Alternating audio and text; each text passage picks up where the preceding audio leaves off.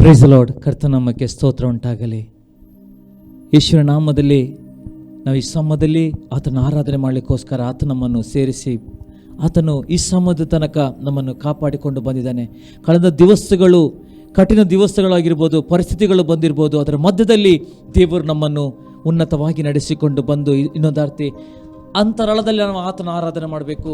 ಆತನ ಪ್ರೀತಿ, ಆತನು ಮಾಡಿದ ಕರುಣೆ, ದಯೆಯನ್ನು ವರ್ಣಿಸುತ್ತಾ ಆತ ನಮ್ಮನ್ನು ಕೊಂಡಾಡಬೇಕೆಂಬುದು ಆತ ನಮ್ಮನ್ನು ಆರಿಸಿಕೊಂಡಿದ್ದಾನೆ. ಪ್ರಿಯರೇ, ಇವತ್ತು ಯೂಟ್ಯೂಬ್ ಮುಖಾಂತರ, ನೀವು ಮಾಧ್ಯಮದ ಮುಖಾಂತರ ಅನೇಕ ಕಡೆಯಲ್ಲಿ ನೀವು ನೋಡ್ತಿರ್ಬೋದು.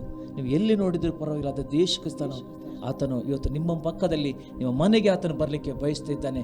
ಯಾಕಂದರೆ ಈ ಆರಾಧನೆ ನಿಮ್ಮ ಜೀವಿತ, ನಿಮ್ಮ ಕುಟುಂಬ ಜೀವಿತದಲ್ಲಿ ಒಂದು ಆಶೀರ್ವಾದ, ಒಂದು ಬಿಡುಗಡೆ, ಒಂದು ಅದ್ಭುತ ಮಾಡುವಂಥದ್ದಾಗಿದೆ. ಯಾಕಂದರೆ ದೇವರ ಸನ್ನಿಧಿಯಲ್ಲಿ ಯಾವಾಗ ನಾವು ಆರಾಧನೆ ಮಾಡ್ತೇವೋ ಅಲ್ಲಿ ದೇವರ ಬಿಡುಗಡೆಗಳು ಉಂಟಾಗೋದು ನೋಡ್ತೇವೆ. ಪ್ರಿಯರೇ, ನಾವು ನೋಡ್ತೇವೆ ಬೈಬಲಲ್ಲಿ ಯೇಸುವಿನ ಮಾತುಗಳು ಅನೇಕ ರೀತಿಯಲ್ಲಿ ವಾಗ್ದಾನಗಳು, ಅನೇಕ ಆಜ್ಞೆಗಳು, ಅನೇಕ ಮಾತುಗಳು ಮಾತಾಡ್ಬಾರ್ದು ನೋಡ್ತೇವೆ. ಪ್ರಿಯರೇ, ಯಾವಾಗ ಯೇಸುವಿನ ಮಾತನ್ನು ಆತನು ನಂಬಿದನೋ ಆಗಲೇ ಆ ಆಳು ಗುಣವಾದದ್ದು ನೋಡ್ತೇವೆ. ಪ್ರಿಯರೇ, ಒಂದು ಸಲ ಯೇಸು ಕ್ರಿಸ್ತನು ನಾವು ನೋಡ್ತೇವೆ ಯಾಯಿರನ ಮನೆಗೆ ಹೊರಡ್ತಿರುವಾಗ 12 ವರ್ಷದಿಂದ ರಕ್ತಕುಸುಮ ಸ್ತ್ರೀಯು ಆ ಯೇಸುವಿನ ಉಡುಪಿನ ಗುಂಡನ್ನು ಮುಟ್ಟಿದರು ನೋಡ್ತೇವೆ. ಪ್ರಿಯರೇ, ಒಂದು ಕ್ಷಣ ಮುಟ್ಟಿದ ತಕ್ಷಣ ಅವಳ ಜೀವಿತದಲ್ಲಿ ಅನೇಕ ವೇದನೆ, ಅನೇಕ ಕಷ್ಟಗಳು, ಅನೇಕ ಆಸ್ಪತ್ರೆಗಳನ್ನು ತಿರುಗಿಕೊಂಡು ಆದರೆ ಯೇಸುವಿನ ಯಾವಾಗ ಮುಟ್ಟುತ್ತಾಳೋ ಅವಳ ಜೀವಿತದಲ್ಲಿ ಒಂದು ಬಿಡುಗಡೆಯನ್ನು ಕಂಡದ್ದು ನೋಡ್ತೇವೆ. ಪ್ರಿಯರೇ, ಸಮಸ್ಯೆ ದೊಡ್ಡದಲ್ಲ, ರೋಗ ದೊಡ್ಡದಲ್ಲ, ಯಾವುದೇ ಪರಿಸ್ಥಿತಿ ದೊಡ್ಡದಲ್ಲ, ಅದಕ್ಕಿಂತಲೂ ದೊಡ್ಡದು ನಮ್ಮ ಯೇಸು ಕ್ರಿಸ್ತನಾಗಿದ್ದಾನೆ. ಆತನು ಈ ಲೋಕದ ಮೇಲೆ ಎಷ್ಟೋ ಪ್ರೀತಿಯನ್ನಿಟ್ಟು ತನ್ನ ಒಬ್ಬನೇ ಮಗನನ್ನು ಸಮರ್ಪಣೆ ಮಾಡಿಕೊಂಡು ಎಲ್ಲರನ್ನೂ ಪ್ರೀತಿ ಮಾಡಿದಂಥ ತಂದೆ ಇರುವುದಾದರೆ ಅದು ಯೇಸು ಕ್ರಿಸ್ತನೊಬ್ಬನೇ. ಯಾವಾಗ ಆತನ ಮಾತಲ್ಲಿ ನಾವು ನಂಬುತ್ತೇವೋ, ಯಾವಾಗ ಆತನ ಮಾತಿಗೆ ನಾವು ವಿಧೇಯರಾಗುತ್ತೇವೋ, ಯಾವಾಗ ಆತನ ಮಾತನ್ನು ಶ್ರದ್ಧೆಯಿಂದ ಕೇಳಿಕೊಂಡು ನಾವು ತಗ್ಗಿಸಿಕೊಳ್ಳುತ್ತೇವೋ ಆಗ ದೇವರ ಬಲ, ದೇವರ ಶಕ್ತಿ, ದೇವರ ಮಹಿಮೆಯು ಅದು ತುಂಬಲ್ಪಡೋದು. ಪ್ರಿಯರೇ, ಈ ಸಮಯದಲ್ಲಿ ನಾವು ಆರಾಧನೆಗೆ ಹೋಗ್ತಿದ್ದೇವೆ. ನಾವು ನಂಬುತ್ತೇವೆ ಈ ವಾಕ್ಯವನ್ನು ಅನೇಕರು ಕೇಳಿರಬಹುದು. ಆದರೆ ಒಂದು ಕ್ಷಣ ಯೇಸುವೆ ನನ್ನ ಮನೆಗೆ ಬರಬೇಕು, ಯೇಸುವೆ ನನ್ನ ಹೃದಯದೊಳಗೆ ಬಾ, ಯೇಸುವೆ ನನ್ನ ಮನಸ್ಸಿನೊಳಗೆ ಬಾ, ಪವಿತ್ರಾತ್ಮ ನನ್ನೊಳಗೆ ಬಾ ಎಂಬುದು ನೀವು ಕರೆಯುವುದಾದರೆ ಯೇಸು ಕ್ರಿಸ್ತನು ಇವತ್ತೇ ಈ ಕ್ಷಣವೇ ನಿಮ್ಮ ಮನೆಗೆ, ನಿಮ್ಮ ಮನದೊಳಗೆ ಆತನು ಬರಲಿಕ್ಕೆ ಬಯಸ್ತಾನೆ. ಪ್ರಿಯರೇ, ಯಾಕಂದರೆ ಆತನಿದ್ದರೆ ಮಾತ್ರ ಮನೆಯು ಅದು ಒಂದು ಸಂಭ್ರಮೋತ್ಸವದಲ್ಲಿ ಒಂದು ಹರ್ಷಧ್ವನಿಯ ಹಾಗೆ ಮಾಡ್ತಾನೆ ಆ ಯೇಸು ಕ್ರಿಸ್ತನೊಬ್ಬನೇ.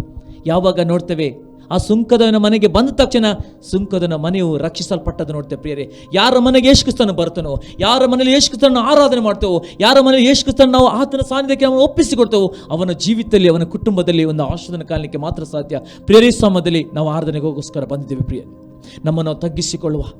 ನಮ್ಮಲ್ಲಿ ಯಾವ ಸಂಗತಿಗಳು ದೇವ ಇನ್ನೂ ನಂಬಲಿಲ್ಲವೋ, ಇನ್ನೂ ನಾವು ಏನು ನಿರೀಕ್ಷೆ ಇಡಿಲ್ಲವೋ ಈ ಸಮಯದಲ್ಲಿ ಪರಿಪೂರ್ಣವಾಗಿ ಆತನ ಸಾನ್ನಿಧ್ಯಕ್ಕೆ ನಮ್ಮನ್ನು ಒಪ್ಪಿಸಿಕೊಡ್ತಾ, ದೇವ ನನ್ನೊಳಗೆ ಬಾ, ಪವಿತ್ರಾತ್ಮ ನನ್ನೊಳಗೆ ಬಾ, ನನ್ನ ಮನೆಗೆ ಬಾ ಎಂಬುದು ಆತನ ಕರೆಯುವ. ಆತನು ಒಂದು ಕ್ಷಣ ಬಂದು ಆತನ ಪರಿಪೂರ್ಣವಾಗಿ ಆರಾಧಿಸಿದರೆ ಆತನ ಪ್ರಸನ್ನತೆ, ಆತನ ಮಹಿಮೆ ಆತನ ಸೂರ್ಯ ಮಾಡುವನಾಗಿದ್ದಾನೆ.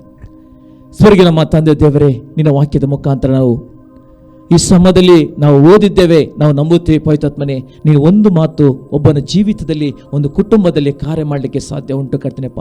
ದೇವ, ಆ ಒಂದು ಮಾತು ನಮ್ಮಲ್ಲಿ ಮಾತನಾಡು ದೇವ, ಒಂದೊಂದು ಮಾತುಗಳು ಒಬ್ಬರ ಜೀವಿತದಲ್ಲಿ ಮಾತನಾಡು ಕರ್ತನೆಪ್ಪ. ಯಾಕಂದರೆ ಸ್ವಾಮಿ ದೇವ, ಹೌದು ಕರ್ತನೆಪ್ಪ, ನೀನು ಒಬ್ಬನೇ ಅದ್ಭುತ ಸ್ವರೂಪನೆಂಬುದು ಪ್ರತಿಯೊಬ್ಬರು ತಿಳ್ಕೊಳ್ಳೋ ರೀತಿಯಲ್ಲಿ ಸ್ವಾಮಿ ದೇವ ನಿನ್ನ ಕಾರ್ಯಗಳು ಕರ್ತನೆಪ್ಪ ಈ ಆರಾಧನೆ ಮುಖಾಂತರ ಒಂದೊಂದು ಮನೆಯಲ್ಲೂ ಸ್ವಾಮಿ ನಿನ್ನ ಮಹಿಮೆಯು ತುಂಬಲ್ಪಡಲಿ. ಪವಿತ್ರಾತ್ಮನೇ, ಇದನ್ನು ನೋಡುವಂಥ ಒಬ್ಬೊಬ್ಬ ವೀಕ್ಷಕರಾಗಲಿ, ಅವರ ಕುಟುಂಬದಲ್ಲಾಗಿರ್ಬೋದು, ಅವರ ವ್ಯಕ್ತಿಯಲ್ಲಿದ್ದರೂ ಅಪ್ಪ ಆ ಒಂದು ನಿನ್ನ ಮಾತು ಅವರ ಜೀವಿತದಲ್ಲಿ ಪ್ರಭಾವ ಬೀರಲಿ, ಅವರು ನಿನ್ನನ್ನು ಕಂಡುಕೊಳ್ಳುವ ರೀತಿಯಲ್ಲಿ ಕಾರ್ಯ ಮಾಡಬೇಕಾಗಿ ಪ್ರಾರ್ಥಿಸಿಕೊಳ್ಳುತ್ತೇವೆ ಕರ್ತನೆಪ್ಪ.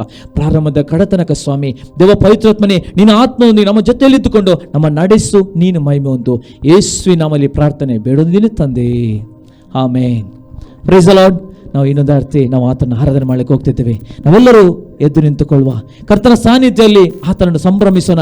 ಯಾಕಂದರೆ ಆತನು ಮಾಡಿದ ಎಲ್ಲ ಉಪಕಾರಗಳಿಗೋಸ್ಕರ ಆತನಿಗೆ ಸ್ತೋತ್ರ ಹೇಳುವ. ಆ ಮನೋಹಾರ ಎಷ್ಟು ನಿನ್ನ ಸಾನ್ನಿಧ್ಯದಲ್ಲಿ, ನಿನ್ನ ಅಂಗಳದಲ್ಲಿ ಇರುವಂಥ ಒಂದು ದಿನ ಅದು ಸಹಸ್ರ ದಿನಕ್ಕಿಂತಲೂ ಉತ್ತಮ ಎಂಬುದು, ಒಂದು ಉನ್ನತ ಎಂಬುದು ನಂಬಿಕೊಂಡು ಆತನ ನಾಮವನ್ನು ಸಂಕೀರ್ತಿಸುವ, ಮಹಿಮೆ ಸಲ್ಲಿಸುವ.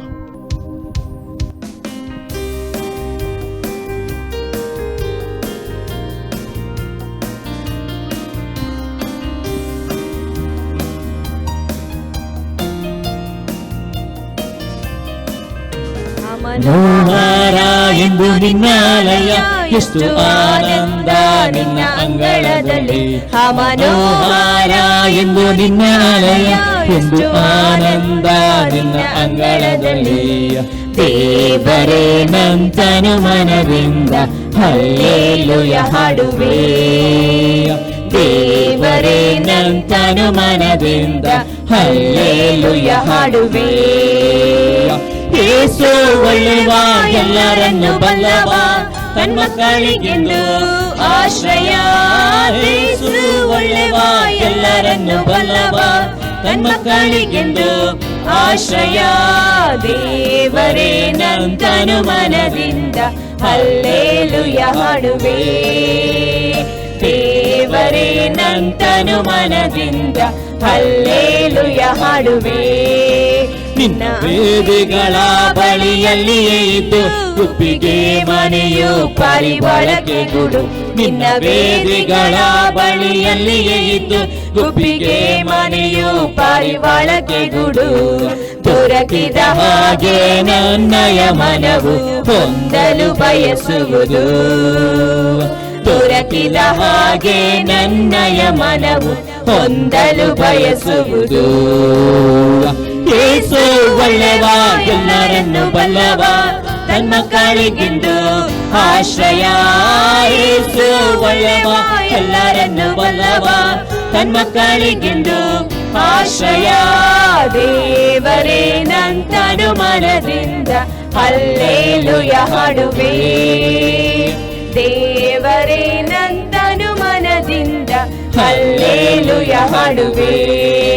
ನಿನ್ನ ಅಂಗಳದಲ್ಲಿ ಒಂದು ದಿನ ಬೇರೆ ಸಹಸ್ರ ದಿನಕ್ಕಿಂತ ಉತ್ತಮವು.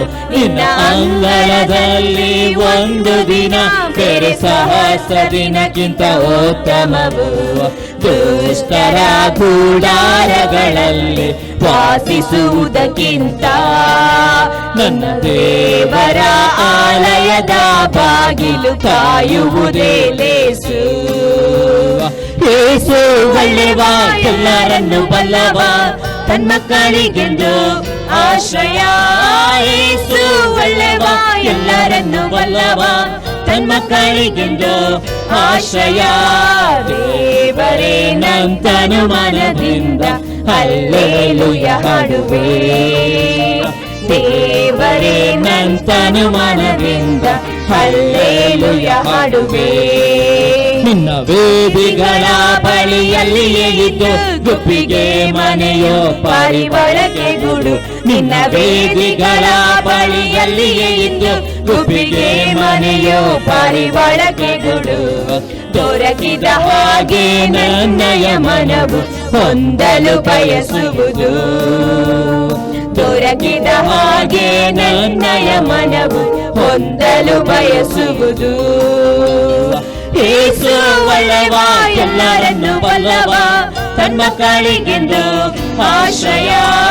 ಯೇಸು ಒಳ್ಳೆವ, ಎಲ್ಲರನ್ನು ಬಲ್ಲವ, ತನ್ನ ಮಕ್ಕಳಿಗೆಂದು ಆಶ್ರಯ. ದೇವರೇ ನಂತನು ಮನದಿಂದ ಹಲ್ಲೆಲೂಯ ಹಾಡುವೆ. ದೇವರೇ ನಂತನು ಮನದಿಂದ ಹಲ್ಲೆಲೂಯ ಹಾಡುವೆ. ದೇವರೇ ನಂತನು ಮನದಿಂದ ಹಲ್ಲೆಲೂಯ ಹಾಡುವೆ. ದೇವರೇ ನಂತನು ಮನದಿಂದ ಹಲ್ಲೆಲೂಯ ಹಾಡುವೆ. ದೇವರೇ ನಂತನು ಮನದಿಂದ ಹಲ್ಲೆಲೂಯ ಹಾಡುವೆ. ದೇವರೇ ನಂತನು ಮನದಿಂದ ಹಲ್ಲೆಲೂಯ ಹಾಡುವೆ. ಯೇಸುವೇ, ಆ ಮನೋಹರ ನಿನ್ನ ಅಂಗಳದಲ್ಲಿ, ಹೌದು ಸ್ವಾಮಿ, ನಾವು ನಿನ್ನ ಅಂಗಳದಲ್ಲಿ ಸೇರಬೇಕೆಂಬುದು ಹಂಬಲಿಸುತ್ತದೆ. ಯಾವ ರೀತಿ ಕೀರ್ತನೆಗಳ 42ನೇ ಕೀರ್ತನೆ ಹೇಳ್ತದೆ, ಹೌದು ಸ್ವಾಮಿ, ಜಿಂಕೆ ನೀರಿನ ಕಾಲುವೆಗಳಲ್ಲಿ ಕಳಬಳಿಗೆ ದೇವ ಯಾವ ರೀತಿ ಹಂಬಲಿಸುತ್ತದೋ ಅದಕ್ಕಿಂತ ಹೆಚ್ಚಾಗಿ ಸ್ವಾಮಿ ನಿನ್ನ ಸಾನ್ನಿಧ್ಯವನ್ನು ಸೇರುವಂತ ಒಂದು ಹಂಬಲ, ಆ ಭಯಕ್ಕೆ ಸ್ವಾಮಿ ನಮಗೆ ಒದಗಿಸಿ ಕೊಟ್ಟದಕ್ಕಾಗಿ ಸ್ತೋತ್ರಲಿದ್ದೇವೆ. ನಿನ್ನ ವೇದಿಗಳಿಗೆ ದೇವ, ಹೌದು ಗುಬ್ಬಿಗೆ ಆ ಮನೆಯನ್ನು ಸ್ವಾಮಿ, ಆ ಪಾರಿವಾಳಕ್ಕೆ ಗೂಡನ್ನು ಕೊಟ್ಟಂತ ದೇವರು ಇವತ್ತು ನಮಗೆ ಸಾದೃಶ್ಯವಾಗಿ ನಿನ್ನ ಸಾರೂಪ್ಯದಲ್ಲಿ ನಮ್ಮನ್ನು ಉಂಟು ಮಾಡಿ, ನಿನ್ನ ಸಾರೂಪ್ಯದ ನಮ್ಮನ್ನು ಸೃಷ್ಟಿ ಮಾಡಿದ ದೇವರು ಇವತ್ತು ನಮಗೆ ಉತ್ಕೃಷ್ಟವಾದ ಒಂದು ಉನ್ನತವಾದ ಯೋಜನೆ ಇಟ್ಟಂತ ದೇವರೇ, ನೀನು ನಮ್ಮನ್ನು ಆಶ್ರಯ ಮಾಡುವಂತ ದೇವರಾಗಿದ್ದೆ ಕರ್ತನಪ್ಪ. ನಿನ್ನ ಅಂಗಳದಲ್ಲಿ ಸೇರಬೇಕಂತ ನನ್ನ ಆ ಒಂದು ಹೃದಯವು ಯಾವಾಗ ಬಯಸುವ ರೀತಿಯಲ್ಲಿ ನಮ್ಮನ್ನು ನಡೆಸುವಂತ ದೇವರಾಗಿದ್ದೆ ಕರ್ತನಪ್ಪ. ಅದಕ್ಕೆ ನಾವು ಹೇಳ್ತೀವಿ, ಹತ್ತಿರವೇ ಇರು ಯೇಸುವೆ. ಇಕ್ಕಟ್ಟಿನ ಸಮಯದಲ್ಲಿ ನಿನ್ನ ಹೊರತು ಯಾರು ನನಗೆ ಸಹಾಯ ಮಾಡಲು, ನಿನ್ನ ಹೊರತು ಯಾರಿಲ್ಲ ಕರ್ತನಪ್ಪ. ಈ ಲೋಕದಲ್ಲಿ ಆಶ್ವಾಸನೆ ಕೊಡಬಹುದು ಅಥವಾ ನಮ್ಮ ಇಡೀ ಕುಟುಂಬದವರು ನಮಗೆ ಆಶ್ವಾಸನೆ ಕೊಡಬಹುದು, ಆದರೆ ಅವರ ಆಶ್ವಾಸನೆ ಮಾತ್ರ ಉಳಿತದೆ ಹೊರತು ಅವರು ಕೊಡಲಿಕ್ಕೆ ಸಾಧ್ಯ ಇಲ್ಲ. ಯಾಕಂದ್ರೆ ನೀನು ಏನು ಮಾತನಾಡ್ತು ಅದನ್ನು ಕೊಡಲು ಪೂರ ನಂಬಿಗಸ್ತನ ದೇವರಾಗಿದ್ದಿ ಕರ್ತನಪ್ಪ. ಎಲ್ಲ ಸೈತಾನನ ಶಕ್ತಿಗಳನ್ನು ಮುರಿದಾಕಿಕೊಂಡು ನಮ್ಮನ್ನು ನಡೆಸುವಂತ ದೇವರೇ, ನಿನ್ನ ಸಾನ್ನಿಧ್ಯಕ್ಕೆ ಹತ್ತಿರವೇ ಇರು ಯೇಸುವೆ. ಹಲ್ಲೆಲೂಯಾ.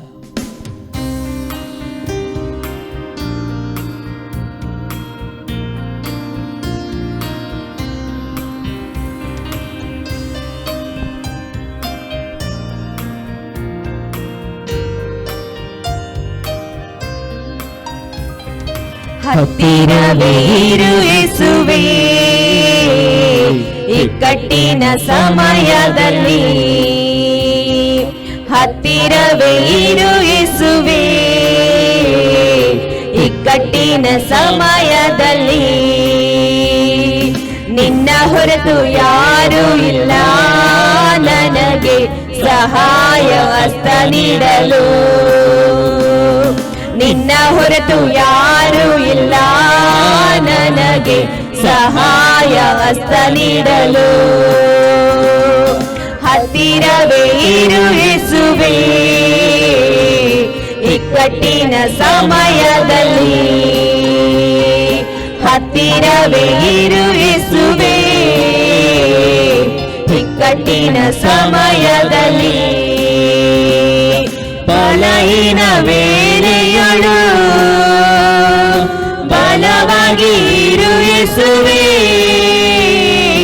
ಬಲಹೀನ ವೇಳೆಯಳು ಬಲವಾಗಿ ಇರು ಯೇಸುವೇ. ಅಜ್ಞಾನದ ವೇಳೆಯಳು ಜ್ಞಾನವನಿರು ಯೇಸುವೇ, ಅಜ್ಞಾನದ ವೇಳೆಯಳು ಜ್ಞಾನವನಿರು ಯೇಸುವೇ. ಹತ್ತಿರವೇ ಇರು ಯೇಸುವೇ, ಇಕ್ಕಟ್ಟಿನ ಸಮಯದಲ್ಲಿ. ಹತ್ತಿರವೇ ಇರು ಯೇಸುವೇ, ಇಕ್ಕಟ್ಟಿನ ಸಮಯದಲ್ಲಿ. ಸೈತಾನನ ತಂತ್ರಗಳನ್ನು ತಿಳಿಸಿ ಕೊಡು ಯೇಸುವೇ, ಸೈತಾನನ ತಂತ್ರಗಳನ್ನು ತಿಳಿಸಿ ಕೊಡು ಯೇಸುವೇ. ವಾಕ್ಯದ ರಹಸ್ಯವನ್ನು ಕಲಿಸಿ ಕೊಡು ಯೇಸುವೇ ನನಗೆ. ವಾಕ್ಯದ ರಹಸ್ಯವನ್ನು ಕಲಿಸಿ ಕೊಡು ಯೇಸುವೇ. ಹತ್ತಿರವೇ ಇರು ಯೇಸುವೇ, ಇಕ್ಕಟ್ಟಿನ ಸಮಯದಲ್ಲಿ. ಹತ್ತಿರವೇ ಇರು ಯೇಸುವೇ, ಇಕ್ಕಟ್ಟಿನ ಸಮಯದಲ್ಲಿ. ಮಾರ್ಗ ತಪ್ಪಿ ಹೋಗುವಾಗ ಮಾರ್ಗವನ್ನು ತೋರು ಯೇಸುವೇ, ಮಾರ್ಗ ತಪ್ಪಿ ಹೋಗುವಾಗ ಮಾರ್ಗ ತಪ್ಪಿ ತೋರು ಯೇಸುವೇ. ಸ್ವರ್ಗದಲ್ಲಿ ಒಂದು ಸ್ಥಳವ ನನಗೆ ನೀಡು ಯೇಸುವೇ, ಸ್ವರ್ಗದಲ್ಲಿ ಒಂದು ಸ್ಥಳವ ನನಗೆ ನೀಡು ಯೇಸುವೇ. ಹತ್ತಿರವೇ ಇರು ಯೇಸುವೇ, ಇಕ್ಕಟ್ಟಿನ ಸಮಯದಲ್ಲಿ. ಹತ್ತಿರವೇ ಇರು ಯೇಸುವೇ, ಇಕ್ಕಟ್ಟಿನ ಸಮಯದಲ್ಲಿ. ಬಲಹೀನ ವೇಳೆಯಳು ಬಲವಾಗಿ ಇರು ಯೇಸುವೇ, ಬಲಹೀನ ವೇಳೆಯಳು ಬಲವಾಗಿ ಇರು ಯೇಸುವೇ, ಅಜ್ಞಾನದ ವೇಳೆಯಳು ಜ್ಞಾನವ ನೀಡು ಯೇಸುವೇ, ಅಜ್ಞಾನದ ವೇಳೆಯಳು ಜ್ಞಾನವ ನೀಡು ಯೇಸುವೇ, ಹತ್ತಿರವೇ ಇರು ಯೇಸುವೇ, ಇಕ್ಕಟ್ಟಿನ ಸಮಯದಲ್ಲಿ ಹತ್ತಿರವೇ ಇರು ಯೇಸುವೇ, ಇಕ್ಕಟ್ಟಿನ ಸಮಯದಲ್ಲಿ ಮಾರ್ಗ ತಪ್ಪಿ ಹೋಗುವಾಗ ಮಾರ್ಗವನ್ನು ತೋರು ಯೇಸುವೇ, ಮಾರ್ಗ ತಪ್ಪಿ ಹೋಗುವಾಗ ಮಾರ್ಗವನ್ನು ತೋರು ಯೇಸುವೇ, ಸ್ವರ್ಗದಲ್ಲಿ ಒಂದು ಸ್ಥಳವ ನನಗೆ ನೀಡು ಯೇಸುವೇ, ಸ್ವರ್ಗದಲ್ಲಿ ಒಂದು ಸ್ಥಳವ ನನಗೆ ನೀಡು ಯೇಸುವೇ, ಹತ್ತಿರವೇ ಇರು ಯೇಸುವೇ, ಇಕ್ಕಟ್ಟಿನ ಸಮಯದಲ್ಲಿ ಹತ್ತಿರವೇ ಇರು ಯೇಸುವೇ, ಇಕ್ಕಟ್ಟಿನ ಸಮಯದಲ್ಲಿ ನಿನ್ನ ಹೊರತು ಯಾರೂ ಇಲ್ಲ ನನಗೆ ಸಹಾಯ ಹಸ್ತ ನೀಡಲು, ನಿನ್ನ ಹೊರತು ಯಾರೂ ಇಲ್ಲ ನನಗೆ ಸಹಾಯ ಹಸ್ತ ನೀಡಲು, ಹತ್ತಿರವೇ ಇರು ಯೇಸುವೇ. ಹೌದು ಕರ್ತನಪ್ಪ, ನಮ್ಮ ಹತ್ತಿರ ಇರುವಂತ ನಮ್ಮನ್ನ ಹತ್ತಿರ ನಡೆಸುವಂತ ದೇವರಾಗಿದೆ ಕರ್ತನಪ್ಪ ರಾಜ. ನಿನ್ನ ಹೊರತು ಯಾರು ಇಲ್ಲ ಕರ್ತನಪ್ಪ, ಈ ಭೂಲೋಕದಲ್ಲಿ ಯಾರು ನಿನ್ನಾಗೆ ಪ್ರೀತಿಸೋರು ಯಾರು ಇಲ್ಲ, ನಿನ್ನಾಗೆ ದಯ ತೋರಿಸೋರು ಯಾರು ಇಲ್ಲ ಕರ್ತನಪ್ಪ. ಅಪ್ಪ, ಪ್ರತಿ ಕ್ಷಣವೂ ಸ್ವಾಮಿ ನಮ್ಮನ್ನು ಪ್ರೀತಿಸಿ ನಮ್ಮನ್ನು ನಡೆಸುವಂತ ದೇವರಾಗಿದ್ದಿ. ಬಲಹೀನ ವೇಳೆಯಲ್ಲಿ ಬಲವನ್ನು ಕೊಡುವಂತ ದೇವರು ಕರ್ತನಪ್ಪ. ಯಾವ ಹಸಿವೆಯಲ್ಲಿರುವಾಗ ಯಾವ ಸಮೃದ್ಧಿಯಾಗಿ ಪೋಷಿಸಿ ನಡೆಸುವಂತ ದೇವರಾಗಿದೆ ಕರ್ತನಪ್ಪ. ನಿನ್ನ ಸಾನ್ನಿಧ್ಯದಲ್ಲಿ ಒಂದು ಬಿಡುಗಡೆ, ನಿನ್ನ ಸಾನ್ನಿಧ್ಯದಲ್ಲಿ ಒಂದು ಅದ್ಭುತವನ್ನು ಕಾಣಲಿಕ್ಕೆ ಸಾಧ್ಯವಾಗಿದೆ ಕರ್ತನಪ್ಪ ರಾಜ. ಅದಕ್ಕೆ ನಾವು ಯಾವಾಗಲೂ ಹೇಳ್ತೇವೆ, ನಮ್ಮ ಹತ್ತಿರವಿರಬೇಕು ಸ್ವಾಮಿ. ನೀನು ಹೌದು ಕರ್ತನಪ್ಪ, ನಿನ್ನನ್ನು ಬಿಟ್ಟು ನಾವು ಏನು ಮಾಡ್ಲಿಕ್ಕೂ ಸಾಧ್ಯವಿಲ್ಲ, ನಿನ್ನನ್ನು ಬಿಟ್ಟು ನಾವು ಏನು ಅಲ್ಲಿಗೆ ಹೋಗ್ಲಿಕ್ಕೆ ಸಾಧ್ಯವಿಲ್ಲ. ಯಾಕಂದರೆ ನಮ್ಮ ತಂದೆ ನೀನಾಗಿದ್ದಿ, ನಮ್ಮನ್ನು ಸಂರಕ್ಷಿಸುವಂತ, ನಮ್ಮನ್ನು ಪೋಷಿಸುವಂತ, ನಮ್ಮನ್ನು ಕೈ ಹಿಡಿದು ನಡೆಸುವಂತ ದೇವರು ನೀನಾಗಿದ್ದಿ. ಅದಕ್ಕೆ ನಾವು ಹೇಳ್ತೀವಿ ಸಮಯದಲ್ಲಿ, ನೀನೆನ್ನ ಆಶ್ರಯ, ನನ್ನ ಕೋಟೆ, ನನ್ನ ಬಂಡೆ, ನನ್ನ ಸರ್ವಸ್ವ ನೀನಾಗಿದ್ದೆ ಎಂಬುದು. ಅಪ್ಪ, ಈ ಸಮಯದಲ್ಲಿ ಇನ್ನೊಂದಾರ್ತಿ ನಾವು ಕಣ್ಣುಗಳ ಮುಚ್ಚಿತೆ ಕೊನೆ ಬಾರಿ ನಮ್ಮ ಜೀವಿತದಲ್ಲಿ ಪರಿಪೂರ್ಣವಾಗಿ ಒಪ್ಪಿಸಿಕೊಡ್ತಾ ಆತನ ಕರೆಯುವ. ನಾವು ಹೇಳುವ ಆತನಲ್ಲಿ, ನಾನು ಇಲ್ಲಿದ್ದೇನೆ ದೇವ, ನಾನು ಇಲ್ಲಿದ್ದೇನೆ, ನಾನು ಇಲ್ಲಿದ್ದೇನೆ ದೇವ, ನನ್ನನ್ನು ನಡೆಸು, ನಿನ್ನ ಮಹಿಮೆಯಿಂದ ನಾನು ತುಂಬಿಸಿ ಎಂಬುದು ಆತನಿಗೆ ಪರಿಪೂರ್ಣವಾಗಿ ನಮ್ಮನ್ನು ಒಪ್ಪಿಸಿಕೊಡೋಣ. ಹೋಲಿ ಸ್ಪಿರಿಟ್ ಜೀಸಸ್ ಲಾರ್ಡ್, ಹಲ್ಲೆಲೂಯಾ ರಾಜ.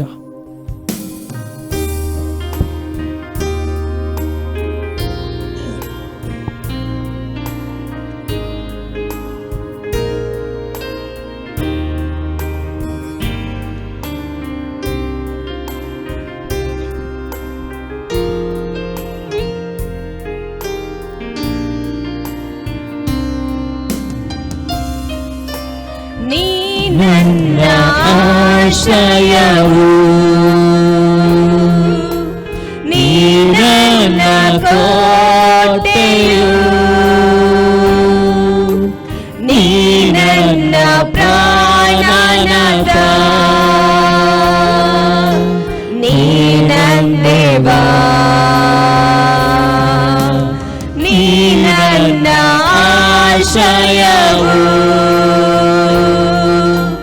ನೀ ನನ್ನ ಕೋಟೆಯು, ನೀ ನನ್ನ ಪ್ರಾಣನಾಥ, ನೀ ನನ್ನ ದೇವ. ಆರಾಧಿಸುವೆ ಪೂರ್ಣ ಹೃದಯದಿಂದ, ಹರಸಿ ನಿಮ್ಮುಖ ಜೀವ ಮಾನವೆಲ್ಲ, ಸೇವೆ ಮಾಡುವೆ ನೀನೇ ಸರ್ವವೆಂದು ದಾಸಳು ನಾ. ಆರಾಧಿಸುವೆ ಪುನರುದಯದಿಂದ, ಹರಸಿ ನಿನ್ಮುಖ ಜೀವ ಮಾನವೆಲ್ಲ. ಸೇವೆ ಮಾಡುವೆ ನೀನೇ ಸರ್ವವೆಂದು ದಾಸಳು ನಾ. ದಾಸಳು ದೇವಾ, ದಾಸಳು ನಾ ದೇವಾ, ದಾಸಳು ನಾ ದೇವಾ, ದಾಸಳು ನಾ.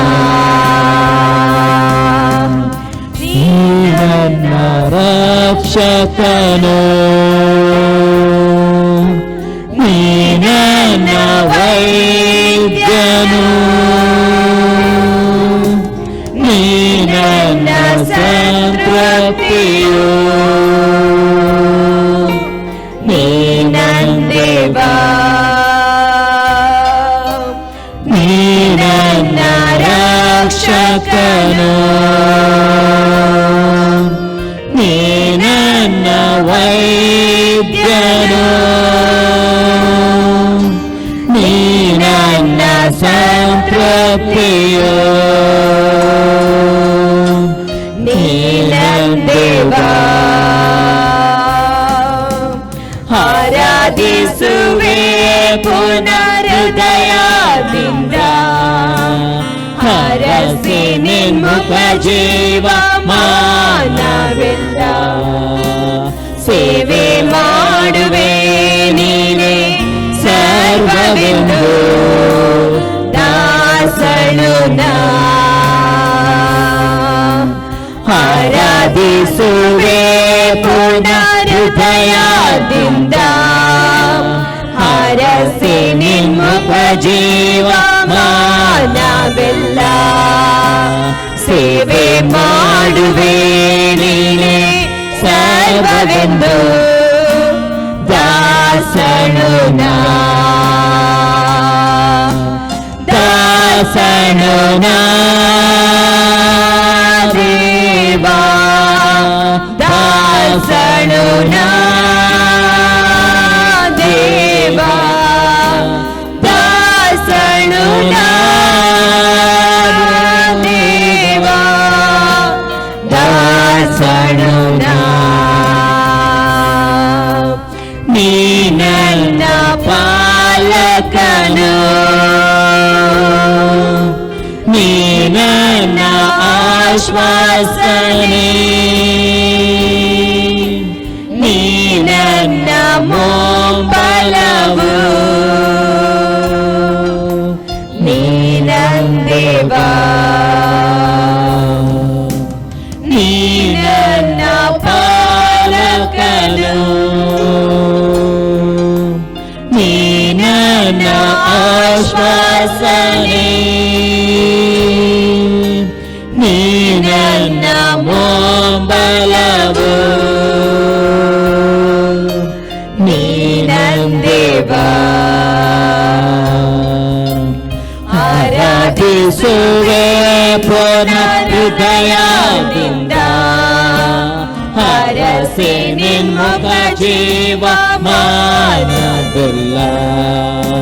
ಸೇವೆ ಮಾಡುವೆ ನೀನೇ ಸರ್ವವೆಂದು ದಾಸಳು ನಾ. ಆರಾಧಿಸುವೆ ಪುನರುದಯದಿಂದ, ಹರಸಿ ನಿನ್ಮುಖ ಜೀವ ಮಾನವೆಲ್ಲ.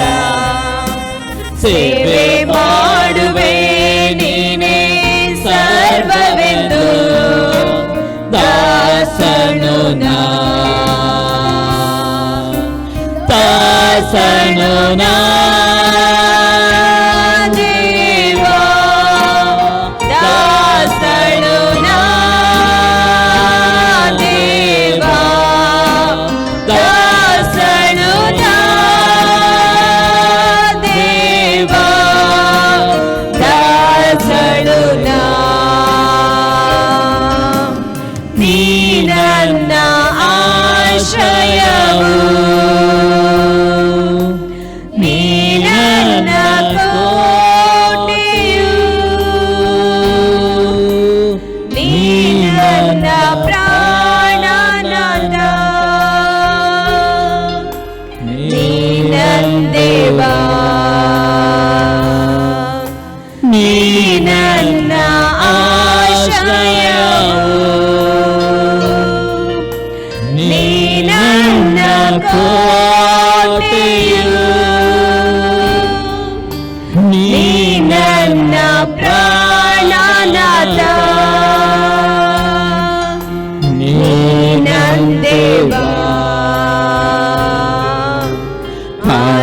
ಆರಾಧಿಸುವೆ ಪೂರ್ಣ ಹೃದಯದಿಂದ. ಹರಸಿ ನಿನ್ಮುಖ ಜೀವ ಮಾನವೆಲ್ಲ. ಸೇವೆ ಮಾಡುವೆ ನೀನೇ ಸರ್ವಗೊಂದು ದಾಸನು ನಾ. ಆರಾಧಿಸುವೆ ಪೂರ್ಣ ಹೃದಯದಿಂದ. ಯೇಸುವೆ, ನಾವು ಆರಾಧಿಸ್ತೇವೆ ಕರ್ತನಪ್ಪ. ನಾವು ಜಯಘೋಷಗಳು ಮಾಡ್ತೇವೆ ಕರ್ತನಪ್ಪ. ನಿನ್ನನ್ನು ಆರಾಧಿಸಿ ಕೊಂಡಾಡ್ತೇವೆ. ನಿನ್ನ ಆಶ್ರಯವಾಗಿದೆ, ನನ್ನ ದುರ್ಗವಾಗಿದೆ, ನನ್ನ ಬಂಡೆಯಾಗಿದೆ ಎಂಬುದು ನಾವು ಕೇಳುತ್ತೇವೆ ಕರ್ತನಪ್ಪ. ರಾಜ್ಯ ನಮ್ಮ ಪಾಲಕನಾಗಿ ರಕ್ಷಕನಾಗಿದ್ದುಕೊಂಡು ನಮ್ಮನ್ನು ಮುನ್ನಡೆಸಿದ ನಾವು ಎಲ್ಲಿದ್ದೇವೆ ಸ್ವಾಮಿ. ನಿನ್ನ ಸೇವೆಗೋಸ್ಕರ, ನಿನ್ನ ಮಹಿಮೆಗೋಸ್ಕರ ನಾವು ಎಲ್ಲಿದ್ದೇವೆ ಪವಿತ್ರಪ್ಪನೇ. ನಾನು ಎಲ್ಲಿದ್ದೇವೆ ಪವಿತ್ರಪ್ಪನೇ. ನಿನ್ನ ಮಹಿಮೆಯು ತುಂಬಲ್ಪಡಲಿ ಸ್ವಾಮಿ. ನಿನ್ನ ಅಭಿಷೇಕವು ತುಂಬಲ್ಪಡಲಿ ಸ್ವಾಮಿ.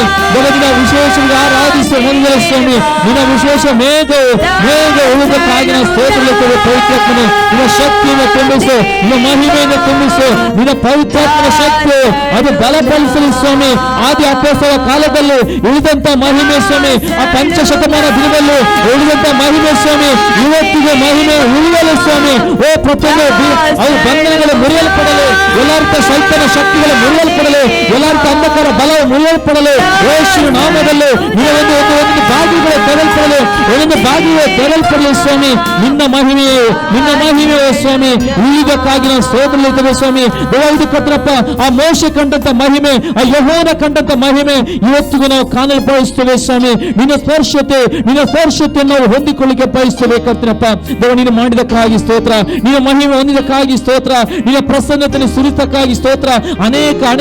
ಅನೇಕ ರೀತಿಯ ಕರ್ತನಪ್ಪ ಕಟ್ಟಡಗಳನ್ನು ಮುರಿದಕ್ಕಾಗಿ ಸ್ತೋತ್ರ. ಅನೇಕ ಆ ದುಷ್ಟನ ಬಲವನ್ನು ನಾಶ ಮಾಡಿದಕ್ಕಾಗಿ ಸ್ತೋತ್ರ. ಇದರ ಮುಖಾಂತರ ನೀನು ಮಹಿಮೆಂದಕ್ಕಾಗಿ ಸ್ತೋತ್ರ. ನೋಡುವಂತ ಒಂದು ಕುಟುಂಬವನ್ನು ನೀನು ಮಹಿಮೆಯನ್ನು ತುಂಬಿಸಕ್ಕಾಗಿ ಸ್ತೋತ್ರಲಿದ್ದೇವೆ ಸ್ವಾಮಿ. ಮುಂದಿನ ಭಾಗದಲ್ಲಿ ವಾಕ್ಯದ ಮುಖಾಂತರ ಮಾತನಾಡುವ ಸ್ವಾಮಿ, ಇನ್ನು ಅನೇಕ ಜನರು ಸ್ವಾಮಿ ಮಾನಸಾಂತರಕ್ಕೆ ಪಶ್ಚಾತ್ತಾಪಕ್ಕೆ ನಡೆಸಿಕೊಂಡು ನಿನ್ನನ್ನು ಪರಿಪೂರ್ಣ ಸ್ವೀಕರಿಸುವಂತ ರೀತಿಯಲ್ಲಿ ನೀನು ನಡೆಸಿಕೊಂಡಬೇಕಾಗಿ ಪ್ರಾರ್ಥಿಸಿಕೊಳ್ಳುತ್ತೇವೆ ಸ್ವಾಮಿ. ಇದರ ಮುಖಾಂತರ ನೀನು ಮಹಿಮೆ ಒಂದು ಯೇಸುವಿನ ನಾಮದಲ್ಲಿ ಪ್ರಾರ್ಥನೆ ಬೇಡ ಹೊಂದಿದ್ದೇನೆ ತಂದೆ. Amen. Jesus. Praise the lord. ದೇವರ ಸ್ತೋತ್ರವಾಗಲಿ. ಇವತ್ತಿನ ಸಂದೇಶಕ್ಕೋಸ್ಕರವಾಗಿ ನಾವು ಕಣ್ಣು ಮುಚ್ಚಿಕೊಂಡು ಪ್ರಾರ್ಥನೆ ಮಾಡೋಣ. ಪರಲೋಕದಲ್ಲಿ ತಂದೆ ದೇವರೇ, ಯೇಸು ಕ್ರಿಸ್ತನ ನಾಮದಲ್ಲಿ ನನ್ನ ಪಾದ ಸನ್ನಿಧಾನಕ್ಕೆ ನಾವು ಬರ್ತೇವೆ. ನಾವು ಧ್ಯಾನ ಮಾಡೋ ಸಂದೇಶವನ್ನು ನಾವು ಪವಿತ್ರಾತ್ಮನಲ್ಲಿ ಅಭಿಷೇಕಿಸು. ಪವಿತ್ರನನ್ನು ಸ್ವಾಗತಿಸ್ತೇನೆ. ನಮ್ಮ ಒಳ್ಳೆಯ ಬೋಧಕವನ್ನು ನೀನು ಆಗಿದೆ. ಈ ವಾಕ್ಯದ ಮುಖಾಂತರ ನಿನ್ನ ಜನರ ಸಂಗಡ ಮಾತನಾಡು ಪವಿತ್ರಾತ್ಮನೆ. ಈ ಸಂದೇಶಗಳ ಪ್ರತಿಯೊಬ್ಬರ ಆತ್ಮಕ್ಕೆ ಜೀವವನ್ನು, ಪ್ರೋತ್ಸಾಹವನ್ನು, ಭಕ್ತಿ ಅಭಿವೃದ್ಧಿಯನ್ನು ಉಂಟು ಮಾಡಿ ನಾನು ಬೇಡ್ಕೊಳ್ತೇನೆ ಯೇಸು ಕ್ರಿಸ್ತನ ನಾಮದಲ್ಲಿ. ಆಮೇನ್. ಇವತ್ತೊಂದು ಧ್ಯಾನ ಮಾಡ್ತೇವೆ. ಪ್ರಕಟಣೆ ಗ್ರಂಥ 2ನೇ ಅಧ್ಯಾಯದಲ್ಲಿ 7ನೇ ವಾಕ್ಯ, ರೆವಲ್ಯೂಷನ್ 2:7. ದೇವರಾತ್ಮನು ಸಭೆಗಳಿಗೆ ಹೇಳುವುದನ್ನು ಕಿವಿಯುಳ್ಳವನು ಕೇಳಲಿ. ಯಾವನು ಜಯ ಹೊಂದುತ್ತಾನೋ ಅವನಿಗೆ ದೇವರ ಪರದೇಶದಲ್ಲಿರುವ ಜೀವದಾಯಕ ವೃಕ್ಷದ ಹಣ್ಣನ್ನು ತಿನ್ನುವುದಕ್ಕೆ ಕೊಡುವೆನು. ಇಲ್ಲಿ ದೇವರ ಆತ್ಮನು ಪ್ರೇರೆ ಈ ಪ್ರಕಟಣೆ ಗ್ರಂಥದಲ್ಲಿ 7 ಸಭೆಯಲ್ಲಿಯೂ ಈ ರೀತಿ ಮಾತನಾಡ್ತಾನೆ. ಏನೆಂದರೆ ದೇವರ ಆತ್ಮನು ಸಭೆಗಳಿಗೆ ಹೇಳಿದ್ರು ಕಿವಿಯನ್ನು ಕೇಳಲಿ. ಪ್ರತಿ ಸಭೆಯಲ್ಲಿ, ಪ್ರತಿ ಈ ಟಿ ವಿ ಮಾಧ್ಯಮದಲ್ಲಿ ಬೆಳಗಿನ ಸಾಯಂಕಾಲ ಅನೇಕ ದೇವರ ಸೇವಕರ ಮುಖಾಂತರ ಮಾತನಾಡ್ತಾನೆ. ಈ ಮಾತನ್ನು ಪ್ರೇರೆ ನೀವು ಕೇಳಿ ಕೈಕೊಂಡು ನಡೆಯಬೇಕು ಹೇಳ್ತಾರೆ. ಕೇಳಲಿ. ಯಾವನು ಜಯ ಹೊಂದುತ್ತಾನೋ ಅವನಿಗೆ ದೇವರ ಪರದೇಶದಲ್ಲಿರುವ ಜೀವದಾಯಕ ವೃಕ್ಷವನ್ನು ತಿನ್ನುವುದಕ್ಕೆ ಕೊಡುವನು. ಜಯ ಹೊಂದಂದರೆ ಯಾರು ದೇವರ ಮಾತು ವಾಕ್ಯ ಕೇಳಿ ವಿದ್ಯರಾಗ್ತಾರೋ ಅವರಿಗೆ ಈ ಲೋಕದಲ್ಲಿ 3 ಸತ್ತುಗಳು. ಪ್ರತಿಯೊಬ್ಬ ವಿಶ್ವಾಸಿಗೆ 3 ಸತ್ತುಗಳುಂಟು. ಒಂದು ಲೋಕ, ಒಂದು ಸೈತಾನನು, ಒಂದನ್ನು ಶರೀರಾಧನ ಸ್ವಭಾವ. ಈ ಲೋಕ, ಶರೀರಾಧನ ಸ್ವಭಾವ, ಸೈತಾನ 3 ಸತ್ತುಗಳ ಮೇಲೆ ಜಯವನ್ನು ಹೊಂದಿದರೆ ಮಾತ್ರವೇ ಅವನು ಪರಲೋಕಕ್ಕೆ ಹೋಗುತ್ತಾನೆ. ರಾಪ್ಚರ್ನಲ್ಲಿ ಪಾಲ್ಗೊಳ್ಳಾಗುತ್ತಾನೆ. ಅದಕ್ಕೋಸ್ಕರ ಈ ಪರಲೋಕದಲ್ಲಿ ಜೀವದ ವರ್ಷ ತಿನ್ನುವುದಕ್ಕೆ ನಿಮಗೆ ಸಿಗಬೇಕಾದರೆ ಇಲ್ಲಿ ದೇವರಾತ್ಮನು ಈ ಎಪೇಸ್ ಸಭೆಗೆ ಪ್ರತಿ ವರ್ಷ ಬರುತ್ತೆ. ದೇವರಾತ್ಮನು ಸಭೆಯಲ್ಲಿ ಹೇಳುವ ಕಿವಿಯನ್ನು ಕೇಳಬೇಕು. ಮತ್ತು ಹಾಗಾದರೆ ಇವತ್ತು ದೇವರಾತ್ಮನು ಮಾತನಾಡೋದು ಶಬ್ದವನ್ನು ಯಾಕೆ ಒಂದು ಉದ್ದೇಶವಾಗಿದೆ. ಈ ಕೇಳಿ ವಿದ್ಯರಾಗುವುದಾದರೆ ನೀವು ಶರೀರಾಧನ ಸ್ವಭಾವದ ಮೇಲೆ, ಲೋಕದ ಮೇಲೆ ಜಯ ಹೊಂದುತ್ತೀರಿ. ಮತ್ತು ಜಯ ಹೊಂದುವವರಿಗೆ ಮಾತ್ರ ಆ ರಾಪ್ಚರ್ನಲ್ಲಿ ಪಾಲು ನೀವು ಹೊಂದುತ್ತೀರಿ, ಆ ಜೀವದ ವರ್ಕ್ಸ್ದಿಂದ ಅಧಿಕಾರ ಸಿಗ್ತದೆ ಮೇಲೆ ದೇವರ ಆತ್ಮಲ್ಲಿ ಅತಿ ಸ್ಪಷ್ಟ. ಇನ್ನೂ ಬೇರೆ ಸಂಗತಿಗಳು ನೋಡೋ ಪ್ರೇರೆ, ನಾವು ನೋಡುವ ಮುಂದೆ ಪಾಯಿಂಟ್ ನೋಡುವ ಪ್ರೇರೆ, ದೇವರ ವಾಕ್ಯಗಳನ್ನು ಲಕ್ಷ್ಯವಿಟ್ಟು ಕೇಳಿ ಕೈಕೊಂಡು ನಡೆಯುವರಾಗಬೇಕು. ಯಾಕೆ ಎಂದು ನೋಡೋ ಪ್ರೇರೆ, ಇಬ್ರಿಯವರಿಗೆ ಬರೆದ ಪತ್ರಿಕೆ 2ನೇ ಅಧ್ಯಾಯದಲ್ಲಿ 1ರಿಂದ 3ನೇ ವಾಕ್ಯ ತನಕ. ಇಬ್ರು ಚಾಪ್ಟರ್ 2 ವರ್ಸ್ 1 to 3. ಆದುದರಿಂದ ನಾವು ಕೇಳಿದ ಸಂಗತಿಗಳಿಗೆ ತಪ್ಪಿ ಹೋದೆವೆಂದು ಭಯಪಟ್ಟು ಅವುಗಳಿಗೆ ಹೆಚ್ಚಾಗಿ ಲಕ್ಷ್ಯ ಕೊಡುವರಾಗಿರಬೇಕು. ಯಾಕೆಂದರೆ ದೇವದೂತರ ಮೂಲಕ ಎಲ್ಲರಪಟ್ಟ ವಾಕ್ಯವು ಸ್ಥಿರವಾಗಿದ್ದು ಅದನ್ನು ಮೀರಿ ಮಾಡಿದ ಪ್ರತಿಯೊಂದು ತಪ್ಪಿಗೂ ಅವಿಧೇಯತೆಗೂ ನ್ಯಾಯವಾದ ಪ್ರತಿಫಲ ಉಂಟಾದ ಮೇಲೆ ನಮ್ಮ ಮುಂದಿಟ್ಟಿರುವ ಈ ಅತ್ಯಂತ ವಿಶೇಷ ರಕ್ಷಣೆಯನ್ನು ಅಲಕ್ಷ್ಯ ಮಾಡಿದರೆ ತಪ್ಪಿಸಿಕೊಳ್ಳುವುದು ಹೇಗೆ? ಅப்புறம் ಅತಿ ಸ್ಪಷ್ಟತೆ ಪ್ರೇರೆ, ಒಂದು ರಕ್ಷಣೆ ಆಗಿದೆ. ನಿತ್ಯ ನರಕದ ಬೆಂಕಿಯಿಂದ ರಕ್ಷಣೆ ಹೊಂದಬೇಕಾದರೆ ಬರೀ ಯೇಸು ಕ್ರಿಸ್ತ ಬರೀ ನಂಬಿಕೊಳ್ಳುವುದು ಮಾತ್ರ ಅಲ್ಲ, ಯೇಸು ಕ್ರಿಸ್ತ ಕೊಟ್ಟ ಆಜ್ಞೆಗಳಿಗೆ ವಿಧೇಯರಾಗುವುದು ಅತಿ ಅಗತ್ಯವಾಗಿದೆ ಪ್ರೇರೆ. ಇಲ್ಲಿ ಅಪ್ಪಸಪ್ಪ ಹೇಳ್ತಾನೆ, ದೇವರ ಮಾತು ಕೇಳಿ ಅದಕ್ಕೆ ಲಕ್ಷ್ಯ ಇಟ್ಟು ಯಾಕೆ ವಿಧೇಯರಾಗಬೇಕು? ಇನ್ನೊಂದು ಆಗಿದೆ, ದೇವರ ಅವಿಧೇಯರಾದರೆ ನಿಮಗೆ ಈ ಭೂಮಿ ಲೋಕದಲ್ಲಿ ನಿಮಗೆ ಶಿಕ್ಷೆ ಬರುತ್ತದೆ ಪ್ರೇರೆ. ಪ್ರತಿಯೊಂದು ಅವಿಧೇಯತೆಗೆ ನ್ಯಾಯ ತೀರ್ಪುಂಟು ಇಡೀ ಲೋಕದಲ್ಲಿ. ಅದಕ್ಕೆ ದೇವರ ಮಕ್ಕಳಾದವರು ಪ್ರೇರೆ ಈ ಲೋಕದಲ್ಲಿ ಜೀವಿಸುವಾಗ ಸುಖ, ಸಂತೋಷ, ಸಮಾಧಾನ ಜೀವಿಸಬೇಕಾದರೆ ದೇವರ ಪ್ರತಿಯೊಂದು ಮಾತಿಗೇನು ಲಕ್ಷ್ಯ ಕೊಡಬೇಕು. ಅದಕ್ಕೆ ವಿಧೇಯರಾಗಿ ನೋಡಿದರೆ ನಿಮಗೆ ಬಂದಿರೋ ಎಲ್ಲ ಕಷ್ಟ, ಶೋಧನೆ, ರೋಗದಿಂದ ರಕ್ಷಿಸಲ್ಪಡುತ್ತೀರಿ. ರಕ್ಷಿಸಲ್ಪಡುತ್ತೀರಿ ಎಂಬುದಾಗಿ ಅದರ ರಕ್ಷಣೆ ಎಂಬ ಪದ ಅರ್ಥವಾಗಿದೆ. ನಿಮಗೆ ಪ್ರಾರ್ಥನೆ ಉತ್ತರ ಸಿಗ್ತದೆ, ನಿಮ್ಮ ರೋಗಗಳು ಗುಣವಾಗುತ್ತೆ, ಎಲ್ಲ ಬಡತನ ರಕ್ಷಿಸಲ್ಪಡುತ್ತೀರಿ. ಇನ್ನೊಂದು ಫಸ್ಟ್ ರಕ್ಷಣೆ ಆಗಿದೆ ನಿತ್ಯ ಜೀವ ಆಗಿದೆ. ಈ ಕಾರಣಕ್ಕೋಸ್ಕರ ಪ್ರೇರೆ ನೀವು ಬರೀ ಯೇಸು ನಂಬಿಕೆ ಇಡಿದ್ರೆ ಮಾತ್ರ ಸಾಕೋದಿಲ್ಲ, ಮೊದಲು ನಂಬಿಕೆ ಇಡಬೇಕು. ಆ ನಂತರ ನಂಬಿಕೆಯಿಂದ ದೇವರ ಪ್ರತಿ ಮಾತಿಗೆ ವಿಧೇಯರಾಗಿ ನಡೆಯಬೇಕು. ಅದಕ್ಕೆ ಪ್ರತಿ ಮಾತು ಲಕ್ಷ್ಯವಿಟ್ಟು ಕೇಳಬೇಕು. ಅದಕ್ಕೆ ವಿಧೇಯರಾಗುವುದರೆ ಈ ಭೂಲೋಕದಲ್ಲಿ ಎಲ್ಲ ದೇವರ ವಾಗ್ದಾನ ಮಾಡಿದ ಧರ್ಮಗ್ರಂಥ 28:1-14 ವಾಕ್ಯದಲ್ಲಿ ದೇವರ ವಾಗ್ದಾನ ಎಲ್ಲ ಆಶೀರ್ವಾದಗಳನ್ನು ಅನುಭವ ಮಾಡುತ್ತೀರಿ. ಅವಿಧೇಯರಾದರೆ ನಿಮ್ಮ ಮೇಲೆ ಕಷ್ಟ, ರೋಗ, ಶಾಪಗಳು ಬರ್ತದೆ. ಅದಕ್ಕೆ ನಿಮಗೆ ಅದು ಬೇಡ. ಆಶೀರ್ವಾದ ಬರಬೇಕಾದ್ರೆ ವಿಧೇಯರಾಗೋದು ಅತಿ ಇಂಪಾರ್ಟೆಂಟ್. ಇನ್ನೊಂದು ವಿಧೇಯರಾಗೋದು ಯೇಸು ಕ್ರಿಸ್ತನ ರ್ಯಾಪ್ಚರ್ ಅಥವಾ ಆತನ ಬರೋಣ ತುಂಬ ಹತ್ತಿರ ಉಂಟು. ಆ ಬರೋಣದಲ್ಲಿ ಪಾಲುಗಾರರಾಗಬೇಕಾದರೆ, ಪರಲೋಕ ಹೋಗಬೇಕಾದರೆ ದೇವರ ವಾಕ್ಯಕ್ಕೆ ವಿಧೇಯರಾಗಬೇಕೆಂಬುದರಲ್ಲಿ ಅಪೊಸ್ತಲನಲ್ಲಿ ಹೇಳುತ್ತಾನೆ ಪ್ರೇರೆ. ಇನ್ನೊಂದು ಎಕ್ಸಾಂಪಲ್ ನೋಡ್ತೇವೆ. ಇಬ್ರಿಯವರಿಗೆ ಬರೆದ ಪತ್ರಿಕೆ 3ನೇ ಅಧ್ಯಾಯದಲ್ಲಿ 7-11 ವಾಕ್ಯ ತನಕ. ಇಬ್ರಿಯ ಚಾಪ್ಟರ್ 3 ವರ್ಸ್ 7-11. ಆದುದರಿಂದ ಪವಿತ್ರಾತ್ಮನು ಹೇಳುವ ಪ್ರಕಾರ ನೀವು ಇವತ್ತು ದೇವರ ಶಬ್ದಕ್ಕೆ ಕಿವಿಗೊಟ್ಟರೆ, ನಿಮ್ಮ ಹಿರಿಯರು ದೇವರ ಕೋಪವನ್ನು ಬೀಸಿದ ಸ್ಥಳದಲ್ಲಿ ಅರಣ್ಯದೊಳಗೆ ದೇವರನ್ನು ಪರೀಕ್ಷಿಸಿದ ದಿನದಲ್ಲಿ ಮಾಡಿದಂತೆ ನಿಮ್ಮ ಹೃದಯವನ್ನು ಕಠಿಣ ಮಾಡಿಕೊಳ್ಳಬೇಡಿರಿ. ಅತಿ ಸ್ಪಷ್ಟವಾಗಿ ಹೇಳ್ತಾನೆ, ಪವಿತ್ರಾತ್ಮನು ಪ್ರೇರೆ ವಾಕ್ಯದ ಮುಖಾಂತರ ಮಾತನಾಡ್ತಾನೆ. ದಿನಾಳು ನೀವು ವಾಕ್ಯ ಓದುವುದಾದರೆ, ವಾಕ್ಯದ ದಿನಾಳು ದೇವರು ವಾಕ್ಯದ ಮುಖಾಂತರ ನಿಮ್ಮ ಸಂಗಡ ಮಾತಾಡಿ ದಿನಾಳು ಈ ಅಭ್ಯಾಸ ಮಾಡಬೇಕು. ಅತಿ ಪ್ರಾಮುಖ್ಯವಾಗಿದೆ. ಬರೀ ಪ್ರಾರ್ಥನೆ ಮಾತ್ರ ಅಲ್ಲ, ಪ್ರಾರ್ಥನೆ ಜೊತೆಗೆ ವಾಕ್ಯ ಓದಿರಿ. ವಾಕ್ಯ ಓದುವ ದೇವರು ಮಾತನಾಡ್ತಾನೆ ಮತ್ತು ಓದಿದ ವಾಕ್ಯಕ್ಕೆ ಇಮಿಡಿಯೇಟ್ಲಿ ವಿಧೇಯರಾಗಬೇಕು. ತಡ ಮಾಡೋದು ಅವಿಧೇಯರಾಗ್ತೀರಿ. ಏನು ದೇವರು ಮಾತನಾಡ್ತಾನೆ ಇಮಿಡಿಯೇಟ್ ವಿಧೇಯರಾಗಬೇಕು ಪ್ರೇ. ಅದು ದೇವರ ಆತ್ಮನ ಇವತ್ತು ಪ್ರೇ ಟಿ ವಿ ಮಧ್ಯ ಮುಖದ ಮಾತನಾಡ್ತಾನೆ, ನಿಮ್ಮ ಸಭೆಯಲ್ಲಿ ಮಾತನಾಡ್ತಾನೆ, ಕೆಲವು ದೇವರ ಪ್ರವಾದನೆ ಮುಖಾಂತರ ಮಾತಾಡ್ತಾನೆ, ಕೆಲವು ಸಲ ದೇವರು ಕನಸಲ್ಲಿ ಮಾತನಾಡ್ತಾನೆ, ಕೆಲವು ಸಲ ಗಟ್ಟಿಯಾದ ಸ್ವರ ಮುಖಾಂತರ ಮಾತಾಡ್ತಾನೆ, ಕೆಲವು ದೇವರು ದೇವದೂತ ಮುಖಾಂತರ, ಕೆಲವು ದೇವರ ಸೇವಕರ ಬೇರೆ ರೀತಿಯ ದೇವರು ಮಾತನಾಡ್ತಾನೆ. ಅಪ್ಪಸ್ಬರ್ತಾನೆ. ಈ ಹೊತ್ತು ಅಂದರೆ ಈ ಗಳಿಗೆ ಒಂದು ದೇವರ ಸ್ವರ ಕೇಳಿದ್ರೆ ನೀವು ವಿಧೇಯರಾಗಬೇಕು. ನಿಮ್ಮ ಹೃದಯ ಕಠಿಣ ಮಾಡಿಕೊಂಡರೆ ದೇವರಿಗೆ ಕೋಪ ಬರುತ್ತದೆ ಪ್ರೇರೆ. ಅದಕ್ಕೆ ದೇವರಿಗೆ ನಿಮಗೆ ಕೋಪ ಮಾಡುವುದು ಚಿತ್ತವಲ್ಲ. ದೇವರ ಬಯಕೆ ದೇವರ ಮಕ್ಕಳು ಸುಖವನ್ನು ಅನುಭವ ಮಾಡಬೇಕು, ದೇವರ ಮಕ್ಕಳು ಸಂತೋಷದಲ್ಲಿರಬೇಕು, ದೇವರ ಮಕ್ಕಳು ಆರೋಗ್ಯವಂತರಾಗಬೇಕು, ದೇವರ ಮಕ್ಕಳು ಆರ್ಥಿಕವಾಗಿ ಸಮೃದ್ಧಿ ಉಳ್ಳವರಾಗಬೇಕು. ಇದು ದೇವರ ಚಿತ್ತವಾಗಿದೆ ಪ್ರೇರೆ, ಇದು ದೇವರ ಪ್ರೀತಿಯಾಗಿದೆ ಪ್ರೇರೆ. ಆದರೆ ದೇವರ ಮಕ್ಕಳಾದ ನೀವು ಪ್ರೇರೆ ದೇವರ ಮಕ್ಕಳನ್ನು ಓದದಿದ್ದರೆ, ದೇವರ ಬಗ್ಗೆ ಧ್ಯಾನ ಮಾಡಿದ್ದಾರೆ, ದೇವ್ರ ನಿಮ್ಮಲ್ಲಿ ಮಾತನಾಡೋದು ಹೇಗೆ ಪ್ರೇರೆ? ಅಷ್ಟೇ ಈ ದೇವರ ವಾಕ್ಯ ಟಿ ವಿ ಮದುವೆ ಕೇಳುವಾಗ ಈ ಸಭೆಯಲ್ಲಿ ಸಂದೇಶ ಕೇಳುವಾಗ ನೀವು ಅದನ್ನು ಕೇಳಿ ವಿಧೇಯರಾಗದಿದ್ದರೆ ಪ್ರೇರೆ ನಿಮ್ಮರ ಕಠಿಣವಾಗ್ತದೆ, ದೇವರ ಕೋಪ ಬರ್ತದೆ. ಅದಕ್ಕೆ ಅಪ್ಪಸ್ ಬರುತ್ತಾನೆ, ದೇವರ ಕೋಪ ಬರದಂತೆ ನಿಮ್ಮದನ್ನು ಕಠಿಣ ಮಾಡಿಕೊಳ್ಳಬೇಡಿ ಎಂಬುದಾಗಿ ಎಚ್ಚರಿಸುತ್ತಾನೆ. 9ನೇ ವಾಕ್ಯ, ಅವರ ಅರಣ್ಯದಲ್ಲಿ ನನ್ನ ಪರೀಕ್ಷೆ ಶೋಧಿಸಿ 40 ವರ್ಷ ನಾನು ನಡೆಸಿದ ಕೃತ್ಯಗಳನ್ನು ನೋಡಿದರು. ದೇವರು ದೀರ್ಘ ತಾಳ್ಮೆ ಉಳ್ಳನಾದ ನಿಮಿತ್ತವಾಗಿ 40 ವರ್ಷ ದೇವರು ಇಸ್ರಾಯೇಲರಿಗೆ ತನ್ನ ಸೇವಕದ ಮೋಶೆ ಮುಖಾಂತರ ವಾಗ್ದಾನ ಮಾಡಿದನು, ನಿಮಗೆ ಒಳ್ಳೆಯ ಹಾಲು ಜೇನು ಹರಿಯುವ ಒಳ್ಳೆಯ ದೇಶವನ್ನು ಕೊಡುತ್ತೇನೆ ಎಂಬುದರು ಅವರಿಗೆ ವಾಗ್ದಾನ ಮಾಡಿದನು. ಆ ವಾಗ್ದಾನ ಹೊಂದಿದ ಈ ಇಸ್ರಾಯೇಲ್ ಜನರು ದೇವರ ಹೃದಯನ ಪರೀಕ್ಷಿಸೋದಕ್ಕೆ ಅವ್ರು ಸ್ವಲ್ಪ ಇಕ್ಕಟ್ಟಾದ ಪರಿಸ್ಥಿತಿ ತೆಗೆದುಕೊಂಡು ಅವರ ವಿಧೇಯತೆ ಆ ಸಮಯ ಅವರು ದೇವರ ಸ್ವರಕ್ಕೆ, ದೇವರ ಸೇವಕನ ಮೋಶೆ ಮುಖದ ಮಾತಿನ ಪ್ರತಿಯೊಂದು ಮಾತಿಗೆ ಅವರು ಅವಿಧೇಯರಾದರು, ಹೃದಯ ಕಠಿಣ ಮಾಡಿದ್ದರು. ಅದಕ್ಕೆ ದೀರ್ಘ 40 ವರ್ಷ ಅವರು ಸಹಿಸಿಕೊಂಡನು. ಆದರೂ ಅವರು ದೇವರ ದೀರ್ಘ ತಲೆಯಲ್ಲಿ ತಿರಸ್ಕಾರ ಮಾಡಿ ದೇವರ ಕೋಪ ಬಂದು ಕಾಲೇಬ್ ಯೋಸು ಇಬ್ಬರು ಅವರ ಮಕ್ಕಳು ಮಾತ್ರ ಅವರು ಅವಿಧೇಯರಾಗಲಿಲ್ಲ, ಅವರು ವಿಧೇಯರಾದರು. ಅವರು ಮಾತ್ರ ಕಾನಾನ್ ದೇಶವನ್ನು ಪ್ರವೇಶ ಮಾಡಿದರು. ಉಳಿದವರೆಲ್ಲರೂ ಆ 46 ಸುತ್ತಾಡಿ ಸತ್ತು ಹೋದರು. ಹಾಗೆ ನೀವು ಆಗಬಾರದು. ನೀವೆಲ್ಲರೂ ದೇವರ ಆಶೀರ್ವಾದವನ್ನು ಹೊಂದಿಕೊಳ್ಳಬೇಕು, ನಿತ್ಯ ಜೀವನವನ್ನು ಹೊಂದಿಕೊಳ್ಳಬೇಕು, ಆ ರ್ಯಾಪ್ಚರ್ಗೆ ಪಾಲರಾಗಬೇಕು, ದೇವರ ಚಿತ್ತವಾಗಿದೆ. ಅದಕ್ಕೆ 10ನೇ ವಾಕ್ಯ ನೋಡ್ತೇವೆ, ಆದ್ದರಿಂದ ನಾನು ಆ ಸಂತರ ಮೇಲೆ ಬಾಳ ಕೋಪಿಸಿಕೊಂಡು ಅವರು ಯಾವಾಗಲೂ ಹೃದಯದಲ್ಲಿ ತಪ್ಪಿ ಹೋಗುವರು ಎಂದು ಹೇಳಿದನು.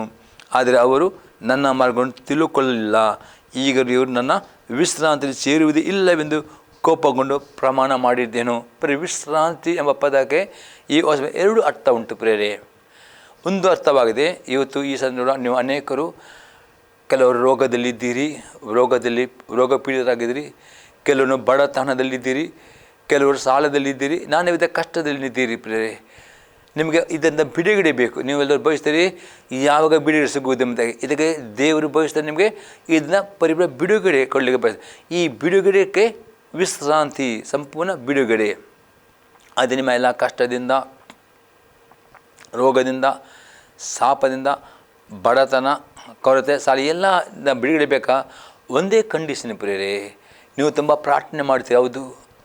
ಕೆಲವು ಉಪವಾಸ ಮಾಡ್ತೀರಿ, ಹೌದು. ದೇವರಿಗೆ ಬೇಕು ಪ್ರಾರ್ಥನೆ, ಉಪವಾಸ ಒಟ್ಟಿಗೆ ಪೂರ್ಣ ಹೃದಯದಿಂದ, ನಿಮ್ಮ ಸಂಪೂರ್ಣ ಮನಸ್ಸಿಂದ, ಆತ್ಮ ದೇವರ ಪ್ರತಿಯೊಂದು ಆಜ್ಞೆಗೆ ವಿಧೇಯರಾಗಬೇಕು. ವಿಧೇಯತೆಯಲ್ಲಿ ಪರಿಪೂರ್ಣ ಆಗಬೇಕು. ದೇವರ ಈ ಮಾಧ್ಯಮದಲ್ಲಿ ಮಾತನಾಡುವ ಮಾತನ್ನು ಕೇಳಿ ತಿಳ್ಕೊಳ್ಳಿರಿ ಮತ್ತು ವಿಧೇಯರಾಗಿರಿ. ನಿಮ್ಮ ಸಭೆಯಲ್ಲಿ ದೇವರು ಮಾತನಾಡ್ತಾರೆ, ವಿಧೇಯರಾಗಿ. ಎಷ್ಟು ನೀವು ದೇವರ ವಿಧೇಯರಾಗುತ್ತಾರೋ ಆವಾಗ ದೇವರು ಪರಿಪೂರ್ಣದ ವಿಶ್ರಾಂತಿ, ಬಿಡುಗಡೆ, ದೇವರ ವಾಗ್ದಾನ, ಆಶೀರ್ವಾದ ಎಲ್ಲ ನಮ್ಮ ಪ್ರಾರ್ಥನೆ ಉತ್ತರವೂ ನಿಮಗೆ ಸಿಗುತ್ತದೆ. ನಾವು ನೋಡ್ತೇವೆ 1 ಯೋಹನ ಪತ್ರಿಕೆ 3ನೇ ಅಧ್ಯಾಯದಲ್ಲಿ 22ನೇ ವಾಕ್ಯ, 1 John chapter 3 verse 22. ಅದರಂತೆ ಮತ್ತು ನಾವು ಆತನ ಆಜ್ಞೆಗಳನ್ನು ಕೈಕೊಂಡು ನಡೆದು ಆತ ಎಣಿಕೆಯಲ್ಲಿ ಮೆಚ್ಚುಗೆಯಾದ ಕಾರ್ಯಗಳನ್ನು ಮಾಡುವುದರಿಂದ ಏನೂ ಬೇಡಿಕೊಂಡರೂ ಆತನಿಂದ ದೊರೆಯುತ್ತೇವೆ, ಹೊಂದಿಕೊಳ್ಳುತ್ತೀರಿ. ಹಾಗಾದರೆ ನೀವು ತುಂಬ ಪ್ರಾರ್ಥನೆ ಮಾಡ್ತೀರಿ, ಮಾಡಲೇಬೇಕು. ಉಪವಾಸ ಮಾಡ್ತೀರಿ, ಮಾಡಬೇಕು. ಆದರೂ ಉತ್ತರ ಬರುವುದಿಲ್ಲ. ಕಾರಣ ನೀವು ಹುಡುಕಬೇಕು. ದೇವರ ಬೇಡ ದೇವ, ಇನ್ನು ಇಲ್ಲಿ ಅದು ದೇವ ನಿನ್ನ ಆಜ್ಞೆಗೆ ನಾವು ವಿಧೇಯನಾಗಬೇಕುಂಟು. ದೇವರ ಆತ್ಮನಲ್ಲಿ ಮಾತನಾಡಿ ಎಂಬುದಾಗಿ ಈ ಪ್ರಾರ್ಥನೆ ದಿನಾಲು ನಿಮ್ಮ ಹೃದಯದಿಂದ ಬರಬೇಕು. ಮತ್ತು ದೇವರ ಥರ ಪ್ರಾರ್ಥನೆ ಮಾಡಿ ನಿಮ್ಮ ಬೈಬಲ್ ಓದಬೇಕು. ಅಲ್ಲಿ ಬಿಡಕ್ಕೆ ಓದುವಾಗಲೂ ದೇವರೇ ಆತ್ಮನೇ ಈ ವಾಕ್ಯದ ಮಾತನಾಡು ದೇವ.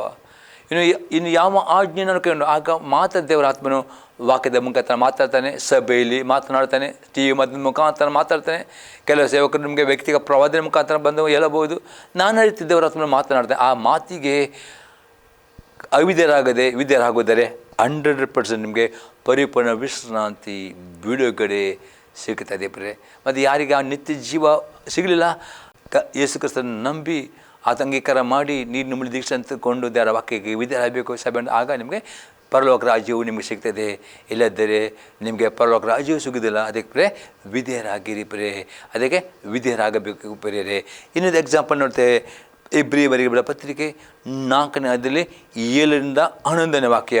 ಅದರಲ್ಲಿ ಬಹುಕಾಲ ಹೋದ ನಂತರ ಆತನು ದಾವೀದನ ಬಾಯಿಂದ ಮಾತಾಡಿ ಇವತ್ತೇ ಎಂದು ಒಂದೊಂದು ದಿವಸವನ್ನು ಗೊತ್ತು ಮಾಡುತ್ತಾನೆ. ಹೇಗೆಂದರೆ ನೀವು ಇವತ್ತು ದೇವರ ಶಬ್ದಕ್ಕೆ ಕಿವಿಗೊಟ್ಟರೆ ನಿಮ್ಮ ಹೃದಯವನ್ನು ಕಠಿಣ ಮಾಡಿಕೊಳ್ಳಬೇಡಿರಿ ಎಂದು ಮೇಲ್ಕಂಡ ವಚನದಲ್ಲಿ ಹೇಳುತ್ತಾನಷ್ಟೇ. ಯೇಸುವನ್ನು ಅವರನ್ನು ಆ ವಿಶ್ರಾಂತಿಯಲ್ಲಿ ಸೇರಿಸಿದಾದರೆ ತರುವಾಯ ಮತ್ತೊಂದು ದಿವಸವನ್ನು ಕುರಿತು ಹೇಳನವಾಗುತ್ತಿರಲಿಲ್ಲ. ಆದ್ದರಿಂದ ದೇವರ ಜನರು ಅನುಭವಿಸುತ್ತಿರುವ ಸಬ್ಬತ್ ಎಂಬ ವಿಶ್ರಾಂತಿ ಇನ್ನೂ ಉಂಟು. ಹೇಗೆಂದರೆ ದೇವರು ತನ್ನ ಕೆಲಸಗಳನ್ನು ಮುಗಿಸಿ ಹೇಗೆ ವಿಶ್ರಾಂತಿಕೊಂಡನೋ ಹಾಗೆಯೇ ಆತನ ವಿಶ್ರಾಂತಿಯಲ್ಲಿ ಸೇರಿರುವವನು ಸಹ ತನ್ನ ಕೆಲಸಗಳನ್ನು ಮುಗಿಸಿ ವಿಶ್ರಾಂತಿಕೊಂಡಿದ್ದಾನೆ. ಆದ್ದರಿಂದ ನಾವು ಆ ವಿಶ್ರಾಂತಿಯಲ್ಲಿ ಸೇರುವುದಕ್ಕೆ ಪ್ರಯಾಸ ಪಡೋಣ. ನಮ್ಮಲ್ಲಿ ಒಬ್ಬರಾದರೂ ಅವರ ಅವಿಧೇಯತೆಯನ್ನು ಅನುಸರಿಸುವಾಗಬಾರದು. ಪುನಃ ಇಲ್ಲಿ ದೇವರ ಆತ್ಮನು ಯೇಸುವಿನ ಮುಖಾಂತರ ಮಾತನಾಡಿ ಪುನಃ ಹೇಳ್ತಾನೆ, ನಿಮ್ಮ ಹೃದಯ ಕಠಿಣ ಮಾಡಿಕೊಳ್ಳಬೇಡಿರಿ. ಅದೇ ಅರ್ಥ ವಿಶ್ರಾಂತಿ. ಒಂದು ವಿಶ್ರಾಂತಿ ಕಷ್ಟದಿಂದ ಬಿಡುಗಡೆ, ಇನ್ನೊಂದೇ ಪರಲೋಕಕ್ಕೆ ಸೇರುವ ವಿಶ್ರಾಂತಿ. ಈ ಎರಡೂ ವಿಶ್ರಾಂತಿ ಸಿಗಬೇಕಾದ್ರೆ ಒಂದೇ ಕಂಡೀಷನ್, ಯೇಸು ಕ್ರಿಸ್ತ ಬಳಿ ನಂಬಿಕೆ ಇಡೋದು ಮಾತ್ರ ಅಲ್ಲ, ಯೇಸು ನಂಬಿಕೆ ಇಡಬೇಕು, ನೀರಲ್ಲಿ ಮುಳುಗಿ ತಂದುಕೊಳ್ಳಬೇಕು, ಕರ್ತನ ಸಭೆಯ ಅನ್ಯೋನ್ಯತೆ ಇಡಬೇಕು, ರೊಟ್ಟಿ ಪಾಲರಾಗಬೇಕು, ಅದೇ ದೇವರ ಪ್ರತಿ ಆಜ್ಞೆಗೆ ವಿಧೇಯರಾಗಬೇಕು. ಆಗ ನಿಮಗೆ ನೀವು ರಾಪ್ಚರ್ನಲ್ಲಿ ಪಾಲರಾಗುತ್ತೀರಿ. ಅಷ್ಟೇ ಅಲ್ಲದೆ ಎಲ್ಲ ಆಶೀರ್ವಾದದಿಂದ ಕುಳಿತೀರಿ, ಎಲ್ಲ ಕಷ್ಟ ನಿಮಗೆ ಬಿಡುಗಡೆ ಸಿಗೋದಾಗದೆ. ಪ್ರಿಯ, ಇವತ್ತು ದೇವರ ಆತ್ಮನು ಈ ಟಿ ಒಂದು ಮಾತನಾಡ್ತಾನೆ, ಕಿವಿಯಿಂದ ಕೇಳಿ ವಿಧೇಯರಾಗಿರಿ, ಆಗ ನೀವು ಜಯವನ್ನು ಹೊಂದುತ್ತೀರಿ. ದೇವರ ಪರದ ಜೀವದ ವೃಕ್ಷ ತಿನ್ನಲಿಕ್ಕೆ ಹಕ್ಕು ಸಿಗುತ್ತೆ, ಅಷ್ಟೇ ಆಶೀರ್ವಾದ ಬಿಡುಗಡೆ ಸಿಗ್ತದೆ ಎಂಬುದಾಗಿ ದೇವರ ಆತ್ಮನು ಇಲ್ಲಿ ಮಾತನಾಡ್ತಾನೆ. ಬರೇ ಇನ್ನೊಂದು ಎಕ್ಸಾಂಪಲ್ ನಾವು ನೋಡ್ತೀವಿ. ಬರೇ ಯಾಕೆ ದೇವರ ವಾಕ್ಯ ವಿಧೇಯರಾಗಬೇಕು? ಯಾಕೋಬನ ಬರೆದ ಪತ್ರಿಕೆ 1ನೇ ಅಧ್ಯಾಯದಲ್ಲಿ 22ರಿಂದ 25ನೇ ವಾಕ್ಯ. ಜೇಮ್ಸ್ ಚಾಪ್ಟರ್ 1 ವರ್ಸ್ 22ಇಂದ 25 ತನಕ. ವಾಕ್ಯದ ಪ್ರಕಾರ ನಡೆಯುವವರಾದರೆ ಅದನ್ನು ಕೇಳುವವರು ಮಾತ್ರವಾಗಿದ್ದು ನಿಮ್ಮನ್ನೇ ಮೋಸಗೊಳಿಸಬೇಡಿರಿ. ಅಲ್ಲಿ ಯಾಕೋ ಬರ್ತಾನೆ, ವಾಕ್ಯವನ್ನು ಕೇಳಿ ನಡೆಯುವವರಾಗಬೇಕು. ಒಂದೇ ವಾಕ್ಯ ಕೇಳಿ ನೀವು ನಡೆದಿದ್ದರೆ ನೀವು ಮೋಸ ಹೋಗುತ್ತೀರಿ ಮತ್ತು ಅದು ಮರೆತು ಹೋಗ್ತದೆ. ಅದು ಏನೂ ಪ್ರಯೋಜನ ಪ್ರಿಯಲ್ಲಿ ಅತಿ ಸ್ಪಷ್ಟ ಅಪೋಸ್ತಲನೇ, ನೀವು ಏನು ವಾಕ್ಯ ಕೇಳುತ್ತೀರಿ ಅದು ಕೇಳಿ ಕೈಕೊಂಡು ನಡೆಯಬೇಕು, ಇಲ್ಲದ್ರೆ ನೀವು ಮೋಸ ಹೋಗ್ತೀರಿ. ಮೋಸ ಹೋಗ್ತೀರಿ ಅಂದರ್ಥ ನಿಮಗೆ ಎಷ್ಟು ವಾಕ್ಯ ಕೇಳಿ ಅದು ಏನೂ ಪ್ರಯೋಜನ ಸಿಗೋದಿಲ್ಲ, ಏನೂ ನಿಮಗೆ ಕಷ್ಟ ಬಿಡುಗಡೆಯಾಗೋದಿಲ್ಲ, ನಿಮಗೆ ಸಮಾಧಾನವೂ ಸಿಗೋದಿಲ್ಲ, ಮೋಸ ಹೋಗುತ್ತೆ. ಅದಕ್ಕೆ ಪ್ರಿಯ ಮೋಸ ಹೋಗದಂತೆ ಅಲ್ಲಿ ಅಪೋಸ್ತಲ ಯಾಕೋ ಹೇಳ್ತಾನೆ 23 ವಾಕ್ಯದಲ್ಲಿ 25 ವಾಕ್ಯ ತನಕ, ಯಾವನಾದರೂ ವಾಕ್ಯನ ಕೇಳುವವನಾದರೂ ಅದರ ಪ್ರಕಾರ ನಡೆದಿದ್ದರೆ ಅವನ ಕಣ್ಣಲ್ಲಿ ತನ್ನ ಹುಟ್ಟು ಮುಖವನ್ನು ನೋಡಿದ ಮನಸ್ಸಂತಿರುವನು. ಇವನು ತಾನನ್ನು ನೋಡಿಕೊಂಡು ಹೋಗಿ ತಾನು ಹೀಗಿದ್ದನೆಂಬುದನ್ನು ಆ ಕ್ಷಣವೇ ಮರೆತು ಬಿಡುವನು.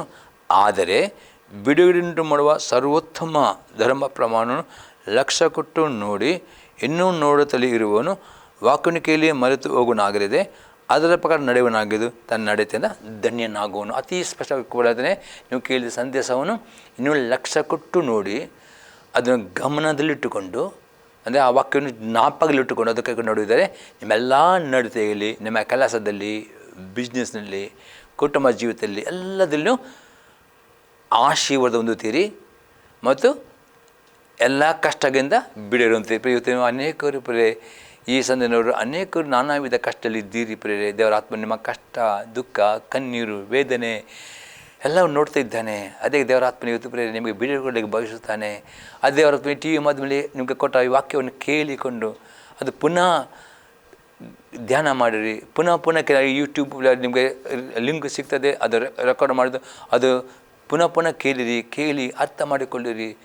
ಒಂದೊಂದು ವಾಕ್ಯಕ್ಕೆ ವಿಧೇಯರಾಗಿರಿ. ಆಗ ನಿಮ್ಮ ಎಲ್ಲ ಕೆಲಸದಲ್ಲಿಯೂ, ಬಿಸ್ನೆಸ್ನಲ್ಲಿಯೂ, ಕುಟುಂಬ ಪ್ರತಿಯೊಂದು ಧನ್ಯರಾಗುತ್ತೀರಿ. ಅಷ್ಟಲ್ಲದೆ ಪರಿಪೂರ್ಣ ನಿಮಗೆ ಇರುವ ಕಷ್ಟ, ಸಮಸ್ಯೆ, ನಿರಾಸೆ, ಸಾಲ, ಬಡತನ, ಕೊರತೆ, ರೋಗ ಎಲ್ಲ ಶಾಪದ ಬಿಡುಗಡೆ ಹೊಂದುತ್ತೀರಿ. ಹಾಗಾದರೆ ನಿಮಗೆ ಬಿಡುಗಡೆ ಸಿಗಬೇಕಾ? ಬರೀ ಪ್ರಾರ್ಥನೆ ಮಾತ್ರ ಅಲ್ಲ, ಪ್ರಾರ್ಥನೆ ಬೇಕು, ಉಪವಾಸ ಬೇಕು, ವಿಧೇಯತೆ ಬೇಕು. ವಿಧೇಯರಾದರೆ ಮಾತ್ರವೇ ಎಲ್ಲ ಕಷ್ಟದಿಂದ, ಶಾಪದಿಂದ, ರೋಗದಿಂದ, ಸಾಲದಿಂದ ಬಿಡುಗಡೆ ಹೊಂದುತ್ತೀರಿ ಎಂಬುದಾಗಿ ನೋಡ್ತಾರೆ. ಅದಕ್ಕೆ ದೇವರ ಆತ್ಮನು ಹೇಳ್ತಾನೆ, ಕಿವಿಗಳನ್ನು ಕೇಳಬೇಕು ಎಂದು ದೇವರ ಆತ್ಮ ಹೇಳ್ತಾ ಇದ್ದಾರೆ. ಇನ್ನೊಂದು ಎಕ್ಸಾಂಪಲ್ ನೋಡ್ತೇವೆ. ಅಲ್ಲೊಂದು ಕೇಳಿ ಯೋಬನ ಪುಸ್ತಕ 33ನೇ ಅಧ್ಯಾಯದಲ್ಲಿ 14ರಿಂದ 19ನೇ ವಾಕ್ಯ ತನಕ. ಜೋಬ್ ಚಾಪ್ಟರ್ 33 ವರ್ಸ್ 14 to 19. ದೇವರು ಮಾತನಾಡುವ ರೀತಿ ಒಂದುಂಟು, ಹೌದು ಎರಡು ಉಂಟು, ಮನುಷ್ಯನಾದರೂ ಲಕ್ಷಿಸುವುದಿಲ್ಲ. ಮನುಷ್ಯರಿಗೆ ಗಾಢನಿಂದ ಉಂಟಾದಾಗಲೂ, ಆಶೆಯ ಮೇಲೆ ಜಂಪು ಹತ್ತಿದಾಗಲೂ, ಆತನ ಸ್ವಪ್ನದಲ್ಲಿ ರಾತ್ರಿ ಕನಸಲ್ಲಿ ಅವರ ಕಿವಿಯನ್ನು ತೆರೆದು ಅವರಿಗೆ ಶಿಕ್ಷಾ ವಚನವನ್ನು ಉಪದೇಶಿಸಿ ಅದಕ್ಕೆ ಮುದ್ರೆ ಹಾಕುವನು. ಪ್ರಿಯಲಿ ಯೋಬನ ಜೀವಿತದಲ್ಲಿ ಇಷ್ಟು ಒಳ್ಳೆಯ ಯೋಬನು ಪ್ರಿಯರೇ, ದೇವರು ತಾನೇ ತಾನು ನೀತಿವಂತನು, ಅದನ್ನು ಕೆಟ್ಟದನ್ನು ನಿರಾಕರಿಸುವನು, ಭಯ ಭಕ್ತಿ ಉಳ್ಳವನು ಎಂದು ಹೇಳಿ ದೇವರು ತಾನೇ ಆ ಯೋಬನಿಗೆ ಆಕ್ರಮಣ ಮಾಡಲಿಕ್ಕೆ ಸೈತನಿಗೆ ಅನುಮತಿ ಕೊಡಿದೆ. ಯಾಕೆ ಇಷ್ಟು ಒಳ್ಳೆಯ ವ್ಯಕ್ತಿಗೆ ಯಾಕೆ ದೇವರಿಗೆ ಅನುಮತಿ ಕೊಡಿದೆ? ನಾವು ನೋಡ್ತೀವಿ ಯೋಬನ ಪುಸ್ತಕ 1ನೇ ಅಧ್ಯಾಯದಲ್ಲಿ 8ನೇ ವಾಕ್ಯದಿಂದ 12ನೇ ವಾಕ್ಯವನ್ನು ನೋಡೋಣ ಪ್ರೇ. Job chapter 1 verse 8 to 12. ಆಗ ಯೆಹೋವನು ನನ್ನ ದಾಸನಾದ ಯೋಬನ ಮೇಲೆ ಗಮನವಿಟ್ಟೀಯ, ಅವನ ದೇವರಲ್ಲಿ ಭಯಭಕ್ತಿ ಉಳ್ಳವನಾಗಿ ಕೆಟ್ಟದನ್ನು ನಿರಾಕರಿಸುತ್ತಾ ನಿರ್ದೋಷಿಯು ಯಥಾರ್ಥಿತನು ಆಗಿದ್ದಾನೆ, ಅವನಿಗೆ ಸಮಾನನು ಬುಳಗದೆ ಎಲ್ಲಿಯೂ ಸಿಕ್ಕುವುದಿಲ್ಲ ಎಂದು ಸೈತನಿಗೆ ಹೇಳಿದನು. ಅದೇ ಸೈತನನು ಯೋಬನ ದೇವರಲ್ಲಿ ಭಯಭಕ್ತಿಯನ್ನು ಲಾಭವಿಲ್ಲದಿಟ್ಟಿದ್ದನು. ನೀನು ಅವನಿಗೂ ಅವನ ಮನೆಗೂ ಅವನೆಲ್ಲ ಸ್ವಾಸ್ಥ್ಯಕ್ಕೂ ಸುತ್ತಮುತ್ತಲು ಬೇಲಿಯನ್ನು ಹಾಕಿದೆಯಲ್ಲ, ಅವನ ಕೈಯಾಗಿದ್ದ ಕೆಲಸವನ್ನು ನೀನು ಸಫಲಪಡಿಸುತ್ತಿರುವುದರಿಂದ ಅವನ ಸಂಪತ್ತು ದೇಶದಲ್ಲಿ ವೃದ್ಧಿಯಾಗುತ್ತಾ ಬಂದಿದೆ. ಅದು ನಿನ್ನ ಕೈ ನೀಡಿ ಅವನ ಸೊತ್ತನ್ನೆಲ್ಲ ಅಳಿಸಿಬಿಡು, ಆಗ ಅವನು ನಿನ್ನ ಎದುರಿಗೆ ನಿನ್ನನ್ನು ದೂಷಿಸುವನು ಅಂದನು. ಯೆಹೋವನು ಸೈತನಿಗೆ, ಅವನ ಸ್ವಾಸ್ಥ್ಯವೆಲ್ಲ ನಿನ್ನ ಕೈಯಲ್ಲಿದೆ, ನೋಡು, ಅದು ಅವನ ಮೇಲೆ ಮಾತ್ರ ಕೈ ಹಾಕಬೇಡ ಎಂದು ಅಪ್ಪಣೆ ಕೊಟ್ಟನು. ಆಗ ಸೈತನು ಯವನ ಸನ್ನಿಧಿಯಿಂದ ಹೊರಟು ಹೋದನು. ಪ್ರಿಯ, ದೇವರು ತಾನೇ ಯೋಬನ ಬಗ್ಗೆ ಹೇಳ್ತಾನೆ, ಅವನ ದೇವರ ಮೇಲೆ ಭಕ್ತಿ ಉಳ್ಳವನು, ಕೆಟ್ಟ ನಿರಾಕರಿಸನು, ನಿರ್ದೋಷ ಆಗ ದೇವರು ತಾನೇ ಸೈತನ ಮುಂದೆ ಯೋಬನ ಬಗ್ಗೆ ಹೇಳ್ತಾನೆ. ಮತ್ತು ಸೈತನ್ನು ಅನುಮತಿ ಕೇಳುವಾಗ ದೇವರು ಅನುಮತಿ ಕೊಡ್ತಾನೆ. ಯಾಕೆ ಅಂದರೆ ಇಷ್ಟೇ ಪ್ರಿಯರೇ, ಯೋಬನು ಅಲ್ಲಿ ತಾನೇ ನೀತಿವಂತನು, ತಾನೇ ಪರಿಶುದ್ಧನು, ತನ್ನಲ್ಲಿ ಪಾಪವಿಲ್ಲಂಬ ಅಹಂಕಾರ ಎಂದಿಗೂ ಪ್ರೇರಿತು. ನಿಮ್ಮಲ್ಲಿ ಯೇಸು ನಂಬಿಕೆ ಇಡುವ ಮುಖಾಂತರ ದೇವರ ಕೃಪೆಯಲ್ಲಿ ನಾವೆಲ್ಲರೂ ನೀತಿವಂತರಾಗಿದ್ದೇವೆ. ಅದು ದೇವರ ಕೃಪೆ. ಅದೇ ಆ ನೀತಿವಂತಿಕೆಯಲ್ಲಿ ಇನ್ನೂ ಅಭಿವೃದ್ಧಿ ಆಗಬೇಕು. ಪ್ರಕಟಣೆ ಗ್ರಂಥ 22 ಹೋಗುತ್ತೆ, ನೀತಿವಂತನು ಇನ್ನೂ ನೀತಿಯನ್ನು ಅನುಸರಿಸಬೇಕು, ಇನ್ನೂ ಪವಿತ್ರ ಮಾಡಿದ ಅರ್ಥ. ನಾವು ಯೇಸು ಕ್ರಿಸ್ತನ ನಂಬಿಕೆ ಇಡುವ ಮುಖಾಂತರ ಅದರ ಕೃಪೆ ನಾವೆಲ್ಲ ನೀತಿವಂತರಾಗಿದ್ದೇವೆ. ಯಾರು ನಂಬಿಕೆ ಇಟ್ಟವರು ಆ ನೀತಿಯಲ್ಲಿ ನಾವು ಎಚ್ಚರ ಪಡೆದೆ, ಆ ನೀತಿವಂತಿನ ಅಹಂಕಾರಿಗಳೇ ಇನ್ನೂ ನಾವು ದಿನ ನೀತಿವಂತನಾಗಲಿಕ್ಕೆ ನಾವು ತವಕ ಪಡಬೇಕು. ಪ್ರಯತ್ನ ಮಾಡಬೇಕು. ಅಹಂಕಾರ, ಈ ಯೋಬನಲ್ಲಿ ಅಹಂಕಾರ ಬಂತು. ಮತ್ತು ಅಹಂಕಾರ ಬಂದ ನಿಮಿತ್ತಕ್ಕೆ ಅವನು ಮಾಡಿದ, ದೇವರಲ್ಲಿ ಮಾತನಾಡಿದ, ಒಂದಲ್ಲ ಎರಡಲ್ಲ ಆ ಮಾತನ್ನು ಅವನು ಮರೆತು ಬಿಟ್ಟವನು. ಅದಕ್ಕೆ ಎಂದಿಗೂ ದೇವರ ಕನಸಲ್ಲೇ ಮಾತನಾಡಬಹುದು, ಪ್ರವಾದಿ ಮುಖದ ಮಾತನಾಡಬಹುದು, ವಾಕ್ಯ ಓದುವಾಗ ಮಾತನಾಡಬಹುದು, ನಿಮ್ಮ ಅಂತರಾತ್ಮದಲ್ಲಿ ಸ್ವರ ಕೇಳಬಹುದು, ಸಭೆಯಲ್ಲಿ ಮಾತನಾಡ್ಬೋದು, ಅದಕ್ಕೆ ನೀವು ವಿದ್ಯರಾಗಬೇಕು. ಇಲ್ಲಿ ಯೋಬನು ಅವಿದ್ಯನಾದ ನಿಮಿತ್ತಗೆ ಅವನಿಗೆ ಶಿಕ್ಷೆ ಬಂತು ಎಂಬುದಾಗಿ ಇಲ್ಲಿಯೂ ಯೋಬನು ಹೇಳ್ತಾನೆ. ಅದಕ್ಕೆ 17ನೇ ವಾಕ್ಯ ನೋಡ್ತೇವೆ, ಹೀಗೆ ಮನುಷ್ಯನನ್ನು ಅವನ ದುಷ್ಕರದಿಂದ ತಪ್ಪಿಸುವನು, ಮಾನವನಿಗೆ ಗರ್ವವನ್ನು ಮರೆ ಮಾಡುವನು. ಈಗ ದೇವರ ತಾನೇ ಅಂದರೆ ಸೈತಾನಿಗೆ ಯೋಬನ ಪಾಪ ಗೊತ್ತಾಗಲಿಲ್ಲ, ದೇವರು ಸರ್ವಜ್ಞಾನಿ, ದೇವರಿಗೆ ನಮ್ಮ ಹೃದಯ ತಿಳಿದವನಾಗಿದ್ದಾನೆ. ಹೌದು, ದೇವರು ತಾನೇ ನಮ್ಮ ನೀತಿವಂತನಾಗಿ ಹೇಳ್ತಾನೆ. ಯಾಕೆ ಯೇಸು ಕ್ರಿಸ್ತನ ನಂಬಿಕೆ ಇಟ್ಟ ಪ್ರತಿಯೊಬ್ಬನ ದೇವರು ನಮ್ಮನ್ನು ನೀತಿವಂತನಾಗಿ ಕರೆಯುತ್ತೆ. ನಾವು ನೀತಿವಂತರಾಗಿದೆ ಯೇಸು ಕ್ರಿಸ್ತನ ಮೇಲೆ ನಂಬಿಕೆ ಇಡುವ ಮುಖಾಂತರ. ಅದು ನೀತಿವಂತ ಕೂಡಲೇ ಅದರ ಅರ್ಥ ನಾವು ಪಾಪವೇ ಮಾಡೋದಿಲ್ಲ, ನಮ್ಮಲ್ಲಿ ಪಾಪ ಇಲ್ಲಂಬ ಅಲ್ಲ. ನಾವು ತಿಳಿದುಕೊಳ್ಳಬೇಕು, ಈ ಲೋಕದ ದಿವಸ ಪ್ರತಿಯೊಬ್ಬರಲ್ಲಿ ಶರೀರಾಧನ ಸ್ವಭಾವ, ಆತ ರಕ್ತ ಮಸಿದ ನಿಮಿತ್ತಗೆ ಅವನು ಪಾಪದಲ್ಲಿ ಬೀಳಲಿಕ್ಕೆ ಅನೇಕ ಅವಕಾಶಗಳು ಇರ್ತವೆ. ಅದಕ್ಕೆ ಅವನು ಯಾವಾಗಲೂ ಜಾಗರೂಕನಾಗಿ ಅವನು ದೇವರ ಅನ್ಯತೆ ಜೀವಿಸಿದರೆ, ವಾಕ್ಯದಲ್ಲಿದ್ದರೆ ಅವನು ಪಾಪ ಮಾಡಿದಾಗೆ ದೇವರ ವಾಕ್ಯವನ್ನು ಕಾಪಾಡ್ತದೆ ವಿನ ಅವನು ತಾನೇ ನೀತು ಅವನ ಪಾಪನಿಂದ ಅಹಂಕಾರ ಬರದಾಗೆ ಅವನು ಜಾಗರೂಕರಾಗಬೇಕು. ಅದು ತಿಳಿದುಕೊಳ್ಳಬೇಕು. ಅದು ಅನೇಕರು ಅದು ತಿಳಿದುಕೊಳ್ಳದೆ ಯೋಬನ ತಾನು ನೀತು ಅಂತ ತಾನು ಅಹಂಕಾರ ಬಂದ ನಿಮಿತ್ತವಾಗಿ ಅವನ ಆತ್ಮವನ್ನು ನರಕಕ್ಕೆ ಹೋಗಬಾರದು ಎಂಬುದಾಗಿ ದೇವರು ಸೈತನಿಗೆ ಅಪ್ಪಣೆ ಕೊಡುತ್ತಾನೆ. ಅವನ ಜೊತೆ ಕಷ್ಟಗಳು ಬರೋದಕ್ಕೆ ಲಾಸ್ಟ್ ರೋಗ ಸಹ ಬಂತು. ಕಾರಣ ಇಲ್ಲೇ ಹೀಗೆ ಮನುಷ್ಯನು ಅವನ ದುಷ್ಕರದಿಂದ ತಪ್ಪಿಸೋನು, ಮಾನವನಿಗೆ ಗರ್ವವನ್ನು ಮರೆ ಮಾಡುವನು. 18ನೇ ಅವನ ಆತ್ಮನು ಅಧೋಲೋಕಕ್ಕೆ ಬೀಳದಂತೆ ತಡೆದು ಅವನ ಜೀವವನ್ನು ದೈವಸ್ಥದಿಂದ ಅಳಿದು ಹೋಗದ ಹಾಗೆ ನಿಲ್ಲಿಸುವನು.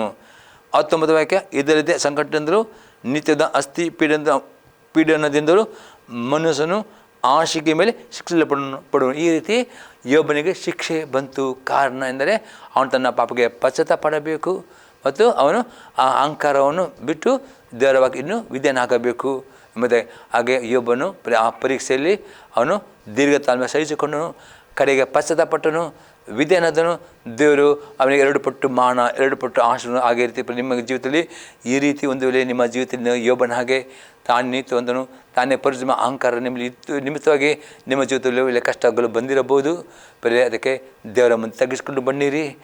ದೇವರ ಪ್ರತಿಯೊಂದು ಮಾತು ಟಿ ವಿ ಮುಖಾಂತರ ಮಾತನಾಡಿದ್ದು ಮಾತಾಗ್ಬೋದು, ನಿಮ್ಮ ಸಭೆಯಲ್ಲಿ ದೇವರ ಸೇವಕರು ಕೂಡ ಸಂದೇಶವಾಗ್ಬೋದು, ಅದು ದೇವರ ಸೇವಕರು ಬೈಪೇಷಡ್ ಆಗ್ಬೋದು, ದೇವರ ಸೇವಕರು ನಿಮ್ಮ ಕೊಡೋ ಪ್ರವಾದನೆ ಆಗ್ಬೋದು, ಅದು ದೇವರ ಸೇವಕರ ವ್ಯಕ್ತಿಗೆ ಬುದ್ಧಿ ಮಾತು ಹೇಳಬಹುದು, ಅಥವಾ ನಿಮ್ಮ ಅಂತರಾತ್ಮ ಸ್ವರ ಕೇಳಬಹುದು. ವಾಕ್ಯ ಓದಬಿಟ್ಟು ಬೇರೆ ಬೇರೆ ದೇವರು ಮಾತನಾಡ್ತಾನೆ. ಪುರ್ಯರೇ, ಹೊಸ 7 ವಿಧದಲ್ಲಿ ಮಾತನಾಡ್ತಾನೆ. ಮಾತಾಡಿದ ಮಾತು ಕೇಳಿ ಇಮಿಡಿಯೇಟ್ ವಿಧೇಯರಾಗಿರಿ, ಹೃದಯ ಕಠಿಣಪಡಿಸಬೇಡಿರಿ. ವಿಧೇಯರಾದರೆ ಮಾತ್ರವೇ ನಿಮಗೆ ದೇವರು ಆಶೀರ್ವಾದ ಕೊಡುತ್ತಾನೆ, ನಿಮ್ಮನ್ನು ಕಾಪಾಡುತ್ತಾನೆ. ಸೈತಾನನು ನಿಮ್ಮನ್ನು ಆಕ್ರಮಣ ಮಾಡಲಿಕ್ಕೆ ಬಂದರೂ ಅವನಿಗೆ ಓಡಿ ಹೋಗ್ತಾನೆ. ಇಲ್ಲಂದರೆ ನೀವು ಯೋಬನಾಗೆ ಕೆಲವು ಕಷ್ಟಗಳು ಅನುಭವ ಮಾಡಬೇಕಾದ್ರೆ ಪಶ್ಚಾತ್ತಾಪ ಪಡೋದನ್ನು ದೀರ್ಘ ತಾಳ್ಮೆ ಕಾಯಬೇಕು. ಮತ್ತು ಪಶ್ಚಾತ್ತಾಪ ಪಡುವಾಗ ಬಿಡುಗಡೆ ಬರ್ತದೆ.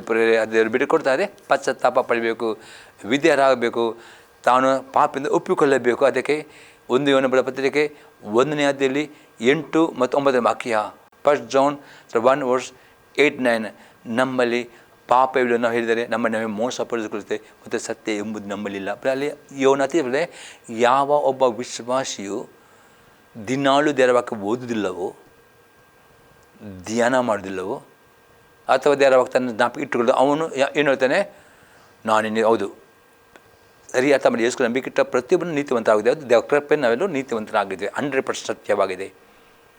ದೇವರು ಯೇಸು ನಂಬಿಕೆ ಇಟ್ಟವರು ಯೇಸು ನಮಗೆ ನಿತ್ಯ ಜೀವ ಕೊಟ್ಟಿದೆ. 100% ಅದು ಸತ್ಯವಾಗಿದೆ. ಆದರೆ ದೇವರ ವಾಕ್ಯ ಅಂತದೆ, ನೀತಿಯಲ್ಲಿ ಅಭಿವೃದ್ಧಿ ಆಗಬೇಕು, ವಿಧೇಯತೆಯಲ್ಲಿ ಅಭಿವೃದ್ಧಿ ಆಗಬೇಕು ಎಂದು ಹೇಳ್ತದೆ.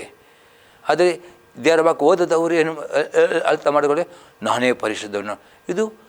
ಇದು ಅಹಂಕಾರ, ಆತ್ಮಿಕ ಅಹಂಕಾರ. ಇದು ಡೇಂಜರ್. ಇದೇನಾಯಿತು, ಯೋಬನಲ್ಲಿತ್ತು. ಅದಕ್ಕೆ ಅವನು ಈ ಪರಿಸ್ಥಿತಿ ತಂದರೆ ಯಾಕೆ ಪಶ್ಚಾತ್ತಾಪಡಲಿ? ಯಾಕೆ ಅದಕ್ಕೆ ಒಂದು 9 ನಾವು ನಮ್ಮ ಅಪ್ಪನ ಒಪ್ಪಿಗೆ ಅರಿಕೆ ಮಾಡುವುದಾದರೆ ನೀತಿ ಒಂದು ನಂಬಿಕಸ್ಥ ಆಗಿರೋದು ನಮ್ಮ ಸಕಲ ಪಾಪಗಳನ್ನು ಪರಿಹರಿಸಿ ನಮ್ಮ ನೀತಿವಂತ ಮಾಡುತ್ತಾನೆ. ಒಂದು ವೇಳೆ ನಿಮ್ಮ ಜೊತೆ ಯಾವುದೇ ಕಷ್ಟಗಳು ಇರುವುದಾದರೆ, ಯಾವ ರೀತಿಯ ನಕಾರಾತ್ಮಕ, ಯಾವ ರೀತಿಯಲ್ಲಿ ದುರ್ಘಟನೆ, ಯಾವ ರೀತಿಯಲ್ಲಿ ಪರಿಹಾರ ಅಂದರೆ ನಿಮಗೆ ದೇವರ ಆಶೀರ್ವಾದ ನಿಮ್ಮ ಜೊತೆ ಇಲ್ಲ, ಕಷ್ಟ ಸಂಕಟಗಳು ಇರುತ್ತದೆ. ಹಾಗಾದರೆ ಪರೀಕ್ಷಿಸಿರಿ, ದೇವರ ಹತ್ರ ಬೇಡಿರಿ, ದೇವ ನನ್ನನ್ನು ಪರೀಕ್ಷಿಸು, ನನ್ನನ್ನು ಶೋಧಿಸು, ಎಲ್ಲಿಯಾದರೂ ನನ್ನಲ್ಲಿ ಅವಿದ್ಯತೆ ಉಂಟನ್ನು ತೋರಿಸಿಕೊಡು. ದೇವರ ಹತ್ರ ಬೇಡಿರಿ. ಆ ದೇವರ ಆತ್ಮನು ವಾಕ್ಯ ಓದಿರಿ, ವಾಕ್ಯ ಕೇಳಿರಿ, ಮಾತನಾಡ್ತಾನೆ. ಮತ್ತು ಪ್ರತಿದಿನ ವಾಕ್ಯ ಓದಬೇಕಾದ್ರೆ ದಿನಾಲೂ ವಾಕ್ಯದ ನಿಮ್ಮ ಜೀವನ ಪರೀಕ್ಷೆ ಮಾಡಬೇಕು. ವಾಕ್ಯ ಓದುವುದಾದರೆ ಆ ವಾಕ್ಯ ನಿಮ್ಮಲ್ಲಿ ಪಾಪ ತೋರಿಸಿ, ವಾಕ್ಯ ಓದಿದ್ದರೆ ನಿಮಗೆ ಅಹಂಕಾರ ಬರ್ತದೆ. ಅದಕ್ಕೆ ಅಹಂಕಾರ ಬರ್ತದೆ, ದಿನ ವಾಕ್ಯ ಓದಬೇಕು. ವಾಕ್ಯ ಓದುವಾಗ ನಮ್ಮಲ್ಲಿರೋ ಪಾಪ ಅದು ವಾಕ್ಯ ತೋರಿಸ್ಕೊಂಡು ನಾವು ಪಶ್ಚಾತ್ತಾಪ ಪಡಬೇಕು. ದಿನಾಲು ನೀತಿವಂತ ಜೀವನ ಮಾಡಬೇಕು. ಆಗ ದೇವರು ಆಶೀರ್ವಾದ ಯಾವಾಗಲೂ ದೇವರ ಹಸ್ತ ನಿಮ್ಮ ಮೇಲೆ ಇಟ್ಟುಕೊಂಡು ದೇವರ ದಯೆ ದಾವಿತಾನೆ ನಿಶ್ಚಯವಾಗಿ ಶುಭ ಕೃಪೆಯು ನಿಮ್ಮ ಜೀವನ ಪೂರ್ತಿ ಅನುಭವ ಮಾಡುತ್ತೀರಿ. ಇಲ್ಲದಿದ್ದರೆ ನಿತ್ಯ ಜೀವ ನಿಮ್ಗೆ ಉಂಟು, ಅದಕ್ಕೆ ಶಿಕ್ಷೆ ಅನುಭವ ಮಾಡಬೇಕಾಗುತ್ತದೆ. ಪ್ರೇರೆ ಇನ್ನೊಂದು ಎಕ್ಸಾಂಪಲ್ ನಾನು ನೋಡ್ತೇವೆ. ಪ್ರೇರೆ ಜ್ಞಾನೋಕ್ತಿ ಪುಸ್ತಕ 1ನೇ ಅಧ್ಯಾಯದಲ್ಲಿ 23ನೇ ವಾಕ್ಯದಿಂದ 33ನೇ ವಾಕ್ಯ ತನಕ, Proverbs 1:23-33 ನನ್ನ ಗದರ ಕೇಳಿ ತಿರುಗಿಕೊಳ್ಳಿರಿ, ಈಗ ನಿಮ್ಮ ಮೇಲೆ ನನ್ನ ಆತ್ಮನು ಸುರಿಸಿ ನನ್ನ ಮಾತುಗಳನ್ನು ನಿಮಗೆ ತಿಳಿಯಪಡಿಸೋಣ. ಬಲೆ ಇಲ್ಲಿ ಸೊಲೊಮೋನ್ ತಾನೇ ಪ್ರೇರೆ ದೇವರ ಆತ್ಮನು ಈ ಟಿ ವಿ ಮಧ್ಯ ಮುಖಾಂತರ ಆತನ ಸಭೆದವರ ಸೇವಕರು ವಾಕ್ಯ ಕೊಡುವಾಗ ಗದರಿಕೆಯಿಂದ ಕಡಾಕಡಿತವಾಗಿ ದೇವರ ವಾಕ್ಯನ ಹೇಳುತ್ತಾರೆ. ಯಾಕೆ ವಾಕ್ಯದಿಂದ ಅವರು ಗದರಿಸ್ತಾರೆ? ವಾಕ್ಯ ಕೇಳಿ ನೀವು ವಿಧೇಯರಾಗಬೇಕೆಂಬುದಾಗಿ. ಪ್ರೇರೆ ವಿಧೇಯರಾಗುವ ದೇವರ ಎಂಬುದಾನೆ ದೇವರ ಆತ್ಮವನ್ನು ಕೊಡುತ್ತೆ. ಇನ್ನೂ ದೇವರ ವಾಕ್ಯ ಅರ್ಥ ಮಾಡಿಕೊಳ್ಳಿ ದೇವರ ಆತ್ಮನ ಸಹಾಯ ಮಾಡುತ್ತಾನೆ. ಯಾಕೆ ದೇವರ ಆತ್ಮ ಸತ್ಯದ ಆತ್ಮವಾಗಿದೆ, ದೇವರ ಆತ್ಮ ವಿಧೇಯತೆ ಆತ್ಮವಾಗಿದೆ. ಅದು ವಿಧೇಯತೆ ನಡೆಸ್ತಾನೆ. 20ನೇ ವಾಕ್ಯ, ನಾನು ಕರೆದಾಗ ನೀವು ತಿರಸ್ಕರಿಸಿದಿರಿ, ಕೈ ಚಾಚಿದ್ರು ಯಾರು ಗಮನಿಸಲಿಲ್ಲ, ನನ್ನ ಬುದ್ಧಿವಾದನು ಲಕ್ಷ್ಯಕ್ಕೆ ತಾರದೆ ನನ್ನ ತಿದ್ದುಪಾಟನ್ನು ಬೇಡವನ್ನು ತಳ್ಳಿಬಿಟ್ಟಿದ್ದೀರಿ. ಆದ ಕಾರಣ ಬಿರುಗಾಳಿಯಂತೆ ಅಪಾಯವು ತುಫಾನಿನಂತೆ ಆಪತ್ತು ಬಂದು ನಿಮಗೆ ಶ್ರಮ ಸಂಕಟಗಳು ಸಂಭವಿಸುವಾಗ ನಿಮ್ಮ ಅಪಾಯದಲ್ಲಿ ನಾನು ನಗುವೆನು. ಇಲ್ಲಿ ಅತಿ ಸ್ಪಷ್ಟ ಉಂಟು. ಯಾಕೆ ದೇವರ ಮಕ್ಕಳಲ್ಲಿ ಆಪತ್ತುಗಳು ಕಷ್ಟಗಳು ಬರ್ತವೆ? ಕಾರಣ ಇಷ್ಟೇ, ದೇವರು ಆಪತ್ತುಗಳು ಕಷ್ಟ ಬರೋ ಮೊದಲು ದೇವರು ತನ್ನ ವಾಕ್ಯದ ಮುಖದ ದಿನಾಲು ನೀವು ವಾಕ್ಯ ಓದೋದೇವರು ಮಾತನಾಡ್ತಾನೆ. ಒಂದು ನೀವು ದೇವರ ವಾಕ್ಯದಿಂದ ಓದೋದೇ ಇರಬಹುದು, ಧ್ಯಾನ ಮಾಡಿದರು. ಇನ್ನು ನಮ್ಮ ಸಭೆಯಲ್ಲಿ ದೇವರ ಸೇವಕರು ಆ ಸಂದೇಶ ನೀವು ಸರಿಯಾಗಿ ಕೇಳಿದರೂ ಮರೆತು ಬಿಟ್ಟಿರಬಹುದು. ಅದೇ ಟಿ ವಿ ಮಾಧ್ಯಮ ಕೇಳಿತೀರಿ ಮರೆತು ಬಿಟ್ಟರು. ಅದಕ್ಕೋಸ್ಕರವಾಗಿ ಬಿರುಗಾಳಿಯಂತೆ ಅಪಾಯವು ತುಪ್ಪದ ಆಪತ್ತು ಸಮಸ್ಯೆ ಬಂದಿದೆ ನಿಮಗೆ. ಆಗ ದೇವರು ಕೂಡಲೇ ಉತ್ತರ ಕೊಡೋದಿಲ್ಲ. ಯಾಕಂದರೆ ನಿಮಗೆ ಪಶ್ಚಾತ್ತಾಪ ಪಡೋದಕ್ಕೆ ದೇವರು ಸ್ವಲ್ಪ ತಡ ಮಾಡ್ತಾರೆ. ಕಾರಣ ಇಷ್ಟು ಇವತ್ತು ನೀವು ಅನೇಕರು ಕೆಲವು ಯಾಕೆ ದೇವ್ರನ್ನ ಪ್ರಾರ್ಥನೆ ಕೇಳ್ತಾರೆ, ದೇವರು ಅಂಡ ಪ್ರಾರ್ಥನೆ ಕೇಳುತ್ತಾರೆ. ಯಾಕೆ ನನಗೆ ಬಿಡ ಅಂದರೆ ದೇವರು ತಡ ಮಾಡೋದಕ್ಕಂದರೆ ನಿಮಗೆ ಆ ಕಷ್ಟ ಸಂಕಟದಲ್ಲಿ ಅನುಭವ ಆಗಬೇಕು. ಇದು ಯಾಕೆ ಬಂದಿದೆ? ಯಾಕಂದರೆ ನಿಮ್ಮ ಜೀವಿತ ಯಾವುದಾವುದೊಂದು ಪಾಪ ಇರಬಹುದು, ಅವಿದ್ಯತೆ ಇರ್ಬೋದು, ಏನಾದರೂ ದೇವರಿಗೆ ಮೆಚ್ಚುಗೆಯಾಗದೆ ಯಾವುದೊಂದು ಅಂದರೆ ಏನಾದರೂ ಒಂದು ಕಾರಣ ಇಲ್ಲದೆ 8 ಕಾರಣಗಳುಂಟು. ಯಾಕೆ ನೀತಿವಂತನಿಗೆ ಕಷ್ಟಗಳು ಬರ್ತದೆ? ದೇವರಾತ್ಮ ನಡೆಸುವಾಗ ನಾನು ನಿಮಗೆ ಹೇಳ್ತೇನೆ 8 ಕಾರಣಗಳುಂಟು. ನೀತಿವಂತನಿಗೆ ಕಷ್ಟ ಬರಲಿ ಏನು ಕಾರಣ ಇದೆ? ಯಾವುದೊಂದು ಕಾರಣ ಉಂಟು. ಕಾರಣ ಇಲ್ಲದೆ ಬರುವುದಿಲ್ಲ ಹಾಗಾದರೆ ಆ ಕಾರಣ ನೀವು ತಿಳಿದುಕೊಂಡು ಪಶ್ಚಾತ್ತಾಪ ಪಡುವುದಾದರೆ ದೇವರು ಪ್ರಾರ್ಥನೆ ಉತ್ತರ ಕೇಳುತ್ತೆ. ಅಷ್ಟರ ತನಕ ದೇವರು ತಡ ಮಾಡ್ತಾಯಿದೆ, ನಿಮಗೆ ಪಶ್ಚಾತ್ತಾಪ ಪಡೋದು ಕೇಳುತ್ತೆ. 20ನೇ ವಾಕ್ಯದಲ್ಲಿ ಹೇಳ್ತಾನೆ, ನಿಮ್ಮ ಆಪತ್ತು ನಾನು ನಗುವೆನು, ನಿಮ್ಮ ಆಪತ್ತಿನಲ್ಲಿ ಪರಿಹಾಸ ಮಾಡುವೆನು. ಆಗ ಅವರು ನನಗೆ ಮೊರೆಯಿಟ್ಟರೂ ನಾನು ಉತ್ತರ ಕೊಡುವೆನು, ನಾನು ಆತ್ಮ ಹುಡುಕಿದರೂ ನಾನು ಕಾಣಿಸುವೆನು. ಯಾಕೆಂದರೆ ಇವನ ಭಯಭಕ್ತಿಗೆ ಮನಸ್ಸಿಲ್ಲದೆ ತಿಳುವಳಿಕೆಯನ್ನು ಅಗೆ ಮಾಡಿದರು, ನನ್ನ ಆಲೋಚನೆಯೆಲ್ಲ ಕೇಳೊಳ್ಳದೆ ನನ್ನ ಗದ್ದೆಗಳನ್ನು ಶಾಸ್ತ್ರ ಮಾಡಿದರು. ಆದ್ದರಿಂದ ಆ ತಮ್ಮ ನಡತೆಯ ಫಲವನ್ನು ಅನುಭವಿಸಿ ಸ್ವಂತ ಕುರಿತುಗಳನ್ನೇ ಹೊಟ್ಟೆ ತುಂಬ ಉಣ್ಣಬೇಕಾಗುವುದು. ಯಾಕೆಂದರೆ ಇಷ್ಟೇ ದೇವರು ತಡ ಮಾಡೋದು. ಯಾಕಂದರೆ ನಿಮಗೆ ಆ ಕಷ್ಟಗಳು ನಿಮಗೆ ಅನುಭವ ಆಗಬೇಕು. ಯಾಕೆ ಬಂತು ಈ ಕಷ್ಟ ಅಂದರೆ ನಿಮಗೆ ತಿಳ್ಕೊಳ್ಳಬೇಕು, ಪಶ್ಚಾತ್ತಾಪ ಪಡಬೇಕು. ಅದಕ್ಕೆ ಸ್ವಲ್ಪ ಉತ್ತರ ಡಿಲೇ ಮಾಡ್ತಾನೆ. 30ನೇ ವಾಕ್ಯತೆ, ಮೂಢರು ತಮ್ಮ ಉದಾಸೀನತೆಯಲ್ಲಿ ಹತರಾಗೋರು. ಉದಾಸೀನತೆ ಅನೇಕರಿಗೆ ವಾಕ್ಯ ಓದಲಿಕ್ಕೆ ಉದಾಸೀನತೆ, ಪೇಪರ್ ಓದಲಿಕ್ಕೆ ಎಲ್ಲ ಟೈಮ್ ವಾಕ್ಯ ಓದಲಿಕ್ಕೆ ಬೇಡ. ಅದು ಎಂದಿಗೂ ನೀವು ಉದಾಸೀನತೆ ಮಾಡಬೇಡಿ. ಪ್ರಾರ್ಥನೆ ಮಾಡೋದ್ರಲ್ಲಾಗಲಿ ವಾಕ್ಯ ಓದೋದ್ರಲ್ಲಿ ಉದಾಸೀನತೆ ಮಾಡಬೇಡಿರಿ. ಆದ್ಯ ಸಭೆ ಬರಲಿಕ್ಕೆ ಆಲಸ್ಯ ಮಾಡಬೇಡಿರಿ. ಬೈಬಲ್ ಸ್ಟಡಿ ದೇವರ ಬೈಬಲ್ ಸ್ಟಡಿಗೆ ಬರೀರಿ. ಮತ್ತು ಅದೇ ಜ್ಞಾನಿನವರು ತಮ್ಮ ನಿಶ್ಚಿಂತಲೇ ನಾಶವಾಗರು. ಅದೇ 33ನೇ ವಾಕ್ಯ, ನನ್ನ ಮಾತಿಗೆ ಕಿವಿಗೊಡುವವನಾದರೂ ಸ್ವಸ್ಥವಾಗಿರುತ್ತಾ ಯಾವ ಕೇಡಿಗೂ ಭಯಪಡದೆ ಸುರಕ್ಷಿತನಾಗರು ಎಂಬುದೇ. ಹಾಗಾದರೆ ಯಾರಿಗೆ ಸ್ವಸ್ಥತೆ ಆಶೀರ್ವಾದ? ನನ್ನ ಮಾತಿಗಿದೆ. ಅದಕ್ಕೆ ದೇವರ ಆತ್ಮ ಹೇಳ್ತಾನೆ ಪ್ರಕಟಣೆ ಗ್ರಂಥದಲ್ಲಿ ಹೇಳ್ತಾರೆ, ದೇವರ ಆತ್ಮನು ಸಭೆಗಳಿಗೆ ಹೇಳ್ತಾರೆ. ಪ್ರತಿಯೊಂದು ಸಭೆಯಲ್ಲಿ ದೇವರ ಮಾತಾಡ್ತಾನೆ, ಮದ್ದು ಮಾತನಾಡ್ತಾನೆ, ವಾಕ್ಯದ ಮುಖಾಂತರ ಮಾತಾನೆ. ಯಾಕಂದರೆ ದೇವರ ಆತ್ಮನ ಸ್ವರ ಕೇಳಿಕೊಂಡು ವಿದ್ಯಾಗುತ್ತೆ, ಅವರು ಯಾವಾಗಲೂ ಸ್ವಸ್ಥವಾಗಿರುತ್ತಾ ಯಾವ ಕೇಡಿಗೂ ಭಯಪಡೆ ಪರಿಪೂರ್ಣ ಸುರಕ್ಷತೆಯಲ್ಲಿ ಇರ್ತೀರಿ. ಹಾಗಾದರೆ ನಿಮಗೆ ಪರಿಪೂರ್ಣ ಸಂರಕ್ಷಣೆ ಬೇಕು, ಆಶೀರ್ವಾದ ಬೇಕು, ಶುಭ ಸಂತೋಷ ಬೇಕು. ಹಾಗಾದರೆ ಒಂದೇ ಕಂಡೀಷನ್, ದೇವರ ಆತ್ಮನು ನಿಮ್ಮ ಸಭೆಗಳಲ್ಲಿ ಮಾತನಾಡ್ತಾನೆ. ಅಷ್ಟೇ ಮಧ್ಯ ಮುಖಾಂತರ ಮಾತಾಡ್ತಾನೆ, ದೇವರ ವಾಕ್ಯ ಓದುವಾಗ ಮಾತಾಡ್ತಾನೆ, ಅಂತರಾತ್ಮದಲ್ಲಿ ಮಾತಾಡ್ತಾನೆ. ಕೆಲವು ಸಾರ ಕನಸಲ್ಲಿ ಹೇಗೆ ದೇವರು ಮಾತಾಡ್ತಾನೆ, ಆ ಮಾತಿಗೆ ಇಮಿಡಿಯೇಟ್ ವಿದ್ಯರಾಗಿರಿ. ಆಗ ಸಂರಕ್ಷಣೆ, ಆಶೀರ್ವಾದ ಬಿಡ ಅನುಭವ ಮಾಡ್ತೀರಿ. ದೇವರ ನಮ್ಮ ಸ್ತೋತ್ರವಾಗಲಿ. ಈ ಸಂದೇಶವು ನಿಮ್ಮದೇ ಅನೇಕರಿಗೆ ಸೇರ್ ಮಾಡಿರಿ. ಪ್ರಾರ್ಥನೆ ಮಾಡೋಣ. ತಂದೆಯವರೇ, ನಮ್ಮ ಸ್ತೋತ್ರನ ಕೊಂಡಾಡ್ತಾ ಇದ್ದೇವೆ. ಈ ಜನ ಪ್ರತಿ ವೀಕ್ಷಕರಿಗೆ ಆ ಒಂದು ವಿದ್ಯತೆ ಹೃದಯ ಕೊಡಿದ್ದೇವೆ. ಕೇಳಿದ ಯಾವುದೇ ವಾಕ್ಯವನ್ನು ಈ ನಿನ್ನ ವೀಕ್ಷಕರು ಮರೆತು ಬಿಡದೆ ಅವುಗಳನ್ನ ಧ್ಯಾನ ಮಾಡಿ ಅದರಲ್ಲಿ ಪ್ರಕರಣ ಕೈಕೊಂಡು ನಡೆದು ನಿನ್ನ ವಾಗ್ದಾನ ಆಶೀರ್ವಾದ, ಬಿಡುಗಡೆ, ನಿತ್ಯ ಜೀವ ಅರಾಪ್ತ ಪಾಡ ಕೃಪೆಯನ್ನು ಕೊಡಬೇಕು ನಾನು ಬೇಡಿಕೊಳ್ತೇನೆ ಯೇಸು ಕ್ರಿಸ್ತನ ನಾಮದಲ್ಲಿ. ಆಮೇನ್. ನಾನು ಬೇಡಿಕೊಳ್ಳುವ ತಂದೆಯವರ ಪ್ರೀತಿಯು, ಯೇಸು ಕ್ರಿಸ್ತನ ಕೃಪೆಯು, ಪವಿತ್ರ ಅನ್ಯೋನ್ಯತೆಯು ಸದಾ ಕಾಲವು ಈ ಸಂದೇಶ ಪ್ರತಿ ವೀಕ್ಷಕರ ಕಂಡಿರಲಿ. ಆಮೇನ್. Praise lord. ದೇವರನ್ನು ಆಶೀರ್ವಾದ ಮಾಡಲಿ.